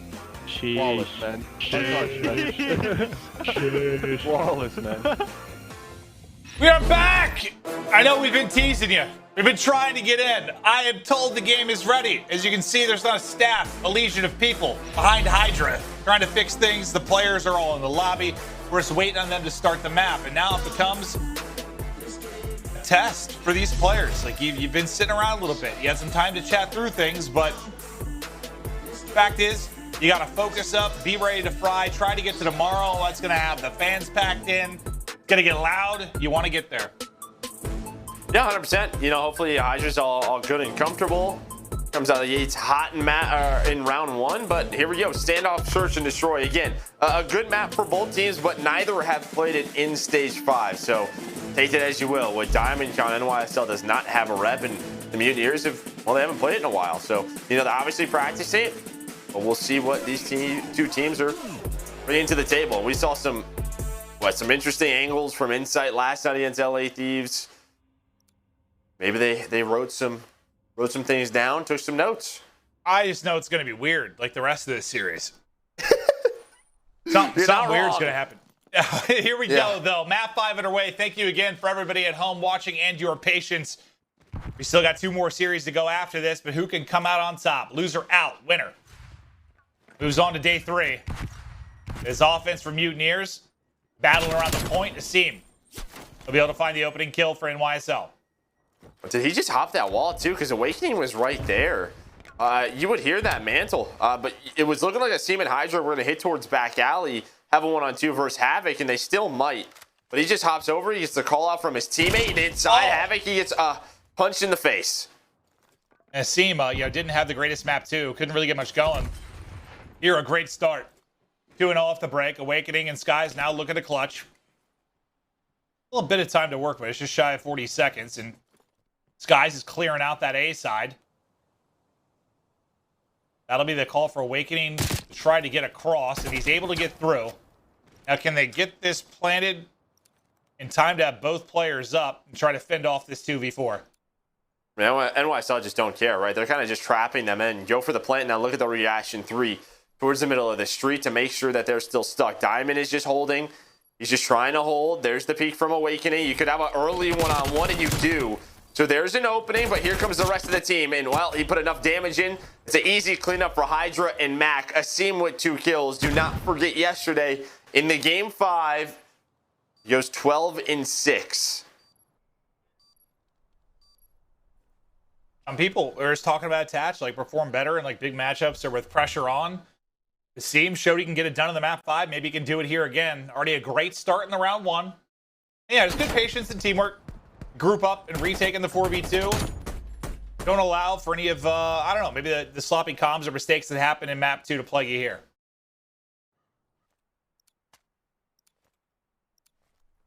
Oh, and I was looking at the wrong game mode and the stats. No, NYSL's 2-0 in standoff. Thank you to whoever, Charlie, for correcting me. I was just looking at the wrong section of my stats because I'm an idiot, but that's okay. Well, and that's unacceptable because I'm supposed to be the idiot of this duo, but we'll let it slide. That just means that I have to come up with something smart before the end of the broadcast. But all right, and Florida's also 2-0. Okay, yeah, there you go, Joe. That's my fault. I was looking at the wrong column. That's all right. It happens. But it's another first blood for NYSL. This time it'll be HyDra leading the charge. She wins one back alley. The Mutineers will be another tough spot as the defense gets spread thin. You've kind of got two kind of keeping eyes on that mid-cross. The pressure is building on towards A. It's going to be Neptune back there. How big can he go? Able to take down one. Diamondcon can't get through on the trade, and then Skies gets the angle. They're bringing this back. They did it so many times in the map, too. I think 3 different times they won a 3v4. Here, from the 3v4 to the 3-on-2, they have numbers under 30 seconds to go. HyDra opened it. Can he find any more? But Skies is a beaming. Now all to HyDra. 1v3. And Skies gets a third as he takes over. And after the first blood from HyDra, they don't get another kill. No, right? It's like a duo pushes towards the front. The other duo, it feels like Asim and HyDra, again, that maybe just some miscommunication. When do they want to go and push that flank? If they're going to take this long, then Mack and Diamond have to wait for them, right? Like, why are you just kind of two-splitting the map? There has to be some form of a pushing the other. That doesn't happen, and, well, Skies picks them apart.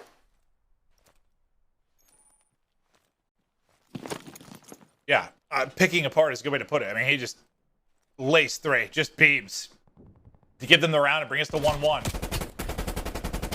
Diamond, I think, gets tags into 2, but he gets the opening for Neptune to get in. He gets the kill. The nade, though, hits him down so weak that's like a straight bullet from Mack. You know, the free fire across that gets it. A flurry of kills, and it's a 1v1. It's Mack at 3-1 up against Skies, the hero of round 2. And there's a ton of time here. A minute to go on the clock. Oh, that would be a nade. Oh my God. Nearly Tom Brady, the arm. It was close. It was close. He was weak as well. Just able to get that slide out.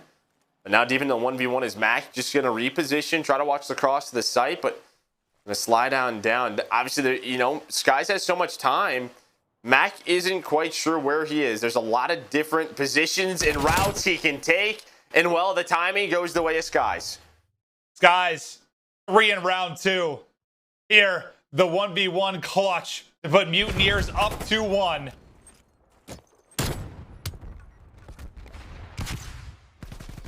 From Neptune's POV, I thought he dropped so fast when he hit the corner that I thought Mack was just like pre-firing the cross. That was a lot different from Mack's POV. Yeah, it was just like a couple of headshots. The nade hits as well. Yeah, he got a little messy over there today, but Sky's able to find the ace 4 in a row. Or sorry, not the ace. Able to find 4 in a row. On the other side, what, Diamond 0-3? Trying to get going. And a lot of the times, some of the standoff we watch, it is the ARs, right? Just taking these long sight lines, taking one-on-ones, and opening up the map. Oh, just in that last round, like, even though he didn't get a kill, just the shots in allowed Neptune to get through and really start to open up the defense. Mack just trying to spot, and he was so big in the game too on finding a kill like that. Just these openers at range, finding the first bloods, and then the question was whether or not NYSL could close it out. Oh, he got either a good timing or a bad timing. I haven't quite figured it out yet. It might be a bad timing on one side of the map, but a good timing on the other. And, well, yeah, Awakening's toast. He's like, what happened? But now, Mack's thinking the same thing, but he stops shooting and they wrap on back. Numbers. NYSL again. But that doesn't always mean round victory, as we've seen throughout the course of this. Can Mack and Diamondcon get it done? Well, there they can. Both drop from the nade shot combo. Yeah, Awakening is probably like, what just happened? And he picks it up. Probably, I don't know if he heard a slide, but No, he probably got it, gets told like dropped. back alley's open, right? Have saying like there could be a timing, and more than likely, and he checks it. He's probably, I don't think so, but it's open. Oh, and then I can't finish the kill on the other side of it. It gets dropped. It's unfortunate there for Mutineers. It's Subliners bring it to 2-2, and HyDra, he is leading the way. 6-2, 3 in a row.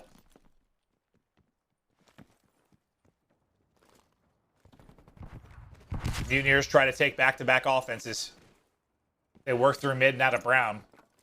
And they're right on the B side. They did this in round 1 too. Just a lot of early mid-map aggression towards the courtyard. You get Neptune in here. Inside of Deli. Bomb being planted for free.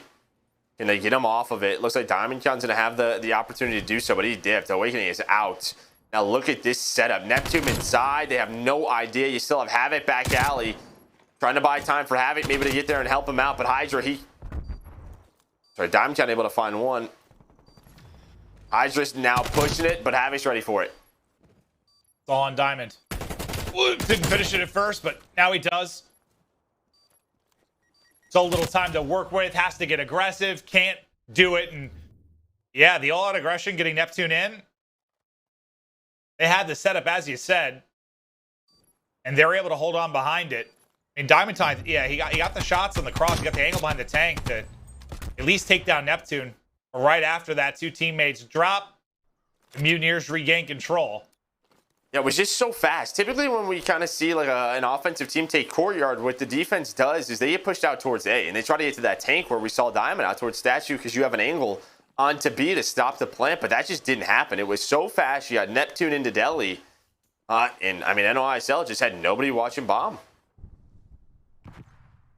Yeah, I saw like Diamond's arrow was at the tank. I just didn't see, like we weren't on his POV, but nice pick from Asim. He had the first blood in round 1 to get NYSL going. Finds another first blood here. They'll get the kill, they'll get the information, they'll wrap it out immediately. But at number 2, Skies is still in a position towards A. We saw what he did a few rounds ago. Yeah, this is one of those rounds where Subliners need to close this out with a man advantage, and Skies, he goes for the peak. He gets caught. Asim with another trade. Yeah, that much better. I think is just a cohesive hit. Now Havoc, he's got 31 health. 1v3. Bomb now planted today. Is the S&D wizard. Tries to pull off something special. Not going to happen. Asim gets to the cover. He opened up the round with the first blood. He'll get the final one there. But yeah, a much better job dealing with the setup at A than what we saw a few rounds ago. Yeah, 100%. I mean, you know, you get those nades on a Neptune. He can't really help. Skies goes for the challenge, but he ends up getting caught out. But yeah, it was just cohesive. That was really the thing. That the timing was on point from NYSL.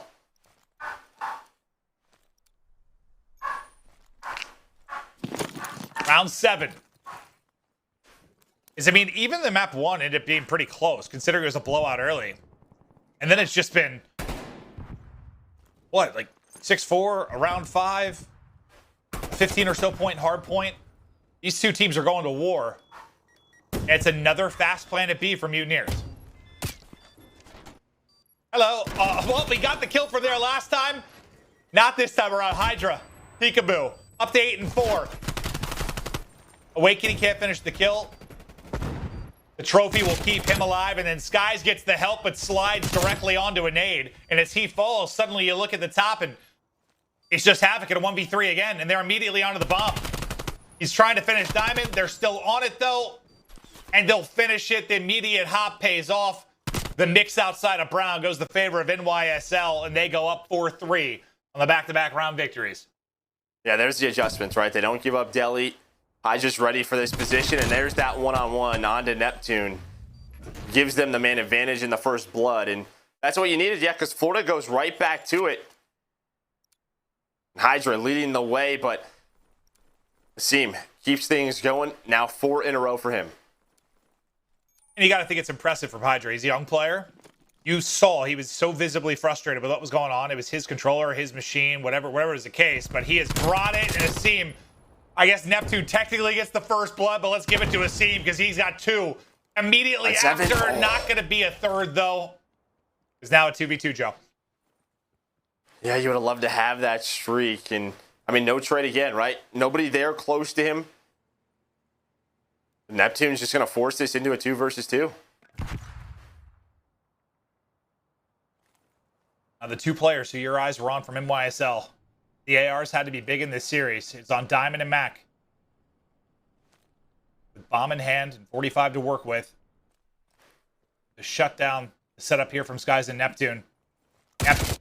Neptune's going to pounce. Skies got the angle for the top window, though. Mack, just over the wall, able to hit the shots. He gets it to a one-on-one. I have no idea, but he beams him. Now, can he win the fight? He's got pistol out. He gets the tag in. He goes for the chase, and he wins it as Mack clutches up in the 1v2. Look at Asim getting fired up. What a clutch. I don't know how Neptune gets this. I guess it's because he finds the second kill, but when they needed him most, Matt goes big. And it was another round where it was a 3-on-2. Man advantage to NYSL. They lose the numbers. He's just able to get over that wall. I wanted to see it from Mack's POV so bad the first one. He's been robbed of the best play. NYSL, we're down 0-2 in this series on the brink of elimination. Now just a round away from moving on and knocking the Mutineers out of the tournament. Diamondcon and Asim nearly knocked out of that round as they both get hit down to 50 health. Well, they're going with the aggression. Here comes Havoc and Neptune, but Asim is ready. The trades are there. Diamond is on the bomb. And, well, 3 versus 2. Sky's an awakening. Trying to find the picks, but look at HyDra's position. He's behind them already. They have no idea that HyDra's here. This could be it. He just gets around the van, though. Just gets around the van. Now HyDra's got to play his life. Well done. Well done. I mean, you'd love to get the kill, but the fact he stays alive, but then Skies gets the pick to put it to a 2 versus 2. And in the jump and chow and pounce from Skies. They're now in a 2v1. And HyDra, who gets away with his life, has to clutch up like he just saw Papa Mack do. They can't get across, though. The Mutineers again. Down a man, win the round, and it is Skies that makes the play. Oh, but that timing for HyDra. I mean, obviously Skies is starting that movement. But then Skies immediately with the reaction, okay, he's back alley. I'm going to take Top Brown away. And he catches both players on rotation to keep them alive. It's been a weird one. So we deserve a round 11. Match point for NYSL still. The Mutineers hold on the defense to put it all on one round. Both teams just peppering each other through the fence. But you've got all 4 here for NYSL. Havoc is lurking back, and Neptune, playing out of this world, gets 2. Another big multi-kill in a clutch position. The offense shut down for NYSL. Oh, look at the bait and switch, the slide out. Neptune and Skies are on point in the A site. They're going for the chow on Mack. But he clutched around earlier. You might want to slow things down a bit. You see Havoc repositioning. You have Skies who's worked out towards the tank. So they have him pinned.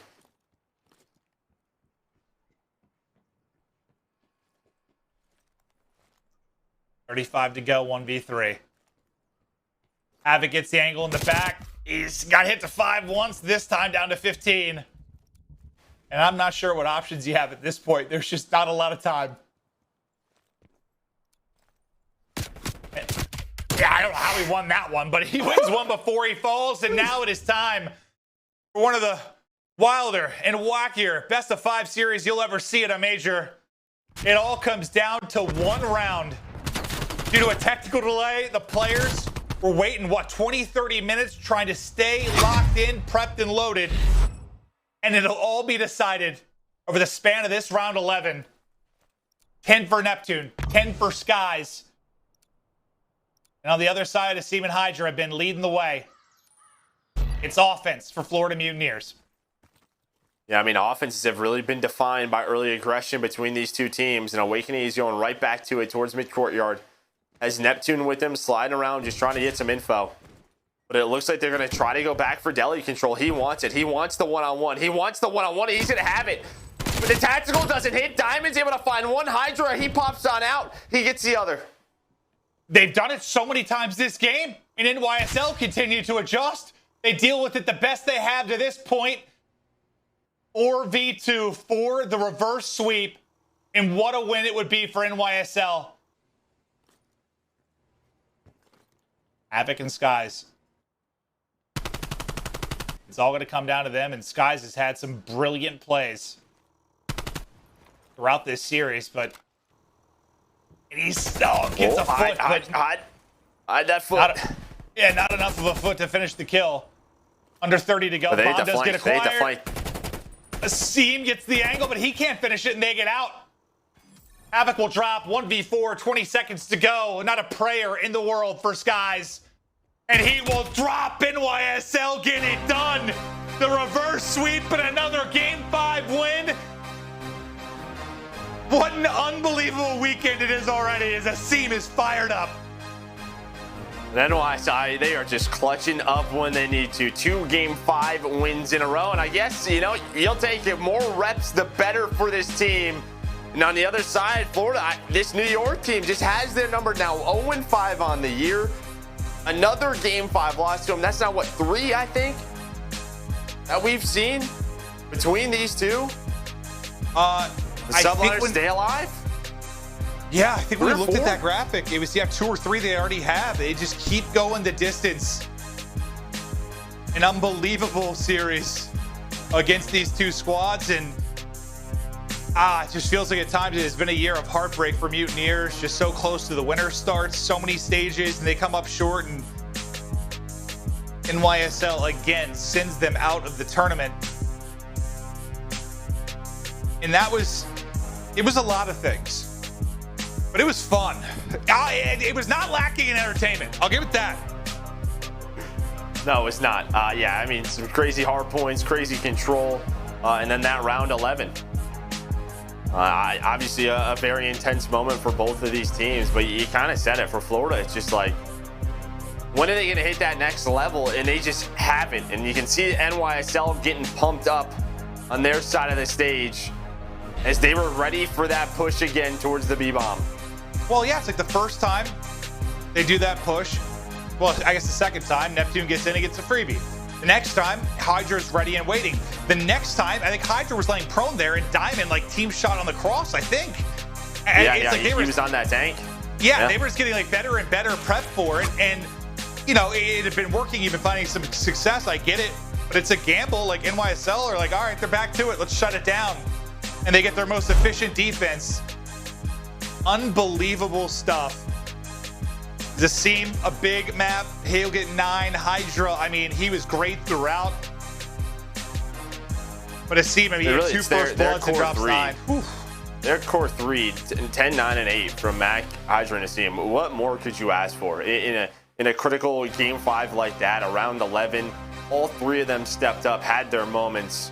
Again, some things they have to change and fix, but they'll get right to that, I imagine. Probably rewatch that match. But on the other side for Florida, same old thing, really. I mean, just not fixing those key mistakes. At one point, looking unbelievably individually talented and able to take over respawns, and then at other times, looking lost.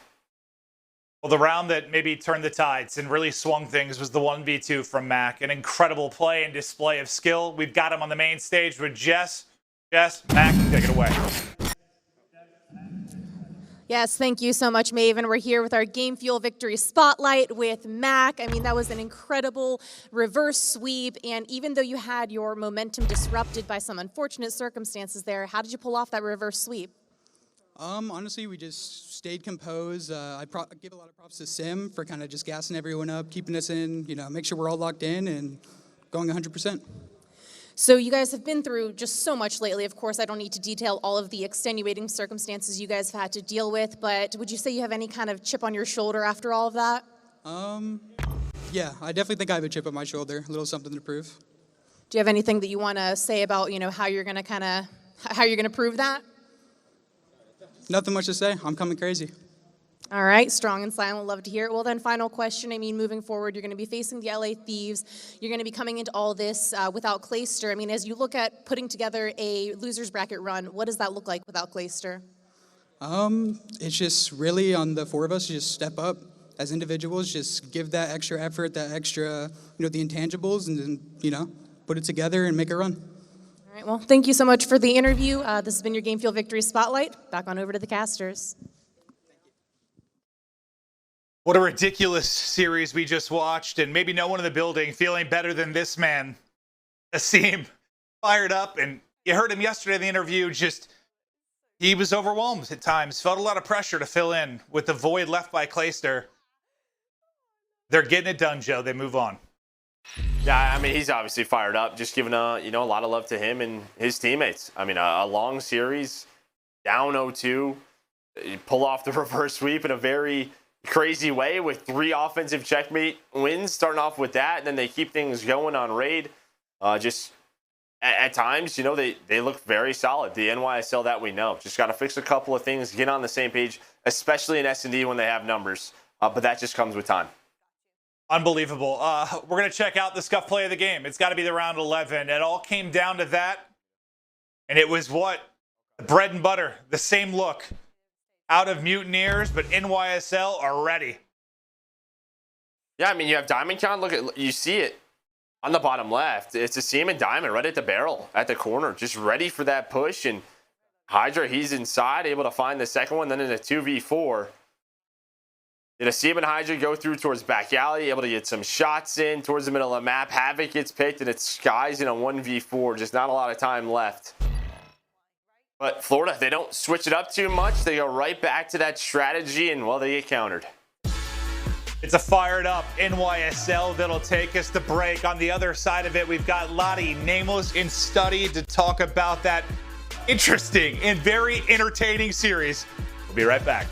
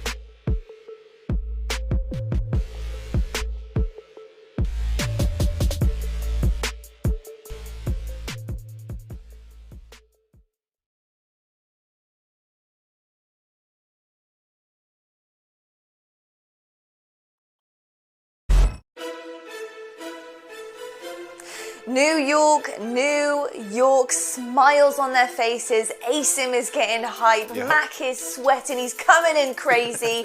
We've seen it all with this New York roster. We've seen a lot of highs, a lot of lows, and now this. A real run in this major, in the elimination bracket. This is crazy stuff. Taking down Mutineers, that close game 5. They're going to be meeting Thieves in elimination round 3. They're making moves right now, and it's pretty crazy to actually witness this, because I think a lot of people kind of counted New York out, especially with Clayster leaving all of a sudden. And they've kind of had everything going up against them, but they just keep it going. They keep the momentum happening. And you know what? The stream is not dying anytime soon for this team. I'm very excited to see what you guys thought of that series overall. Of course, Mutineers, I feel like nobody really expected it to go kind of to New York there, especially with how Mutineers have been performing against top teams. But I've got to know, Stud, from your perspective, how hype are you right now for this New York Subliners roster? Well, I'm really sorry to New York just in general, because I had no faith in them coming out and winning this, but that was an insane series. For Florida to go up 2-0, and then even after that second map, I feel like New York, there was a lot of communication errors. They should have been able to take that because they had multiple numbers advantages, but just kept crumbling in those final moments. But as they're down 0-2, they're going into a control checkmate, and they win it by winning 3 offenses. That was insane. I've not seen that on Checkmate all year long, so that's going to give some early momentum. And then you're going into that map 4, where Florida, it's their best hardpoint in a year. Raid, they were 6-1. They're feeling really confident. They think they're going to be able to close it out in 4. But no, New York do not fold, man. They force it to a game 5, and then after everything that happened, all the technical issues with HyDra, they stayed composed. We heard it right there from Mack in that interview. Composure was the biggest thing. The fact that those 3 players, the cemented stone players on this NYSL roster, stepped up in those final moments was insane, man. You can take the dog out of the fight, but you can never take the fight out of the dog, man. I love that team on the side of New York. Yeah, well said. And I got to say, I've never felt better to have been proven wrong. I feel so good for these guys. You could see it after the game, just how excited they were. I mean, you think about those first 2 maps. Now, while the score looked like it was kind of close, Mutineers were really in control the majority of the time, especially in that hard point. It's just the way Checkmate is. New York was able to fight back a little bit. They get edged out in the end. And then you look at that S&D. They lost that purple battle on offense and defense multiple times. So Mutineers able to run away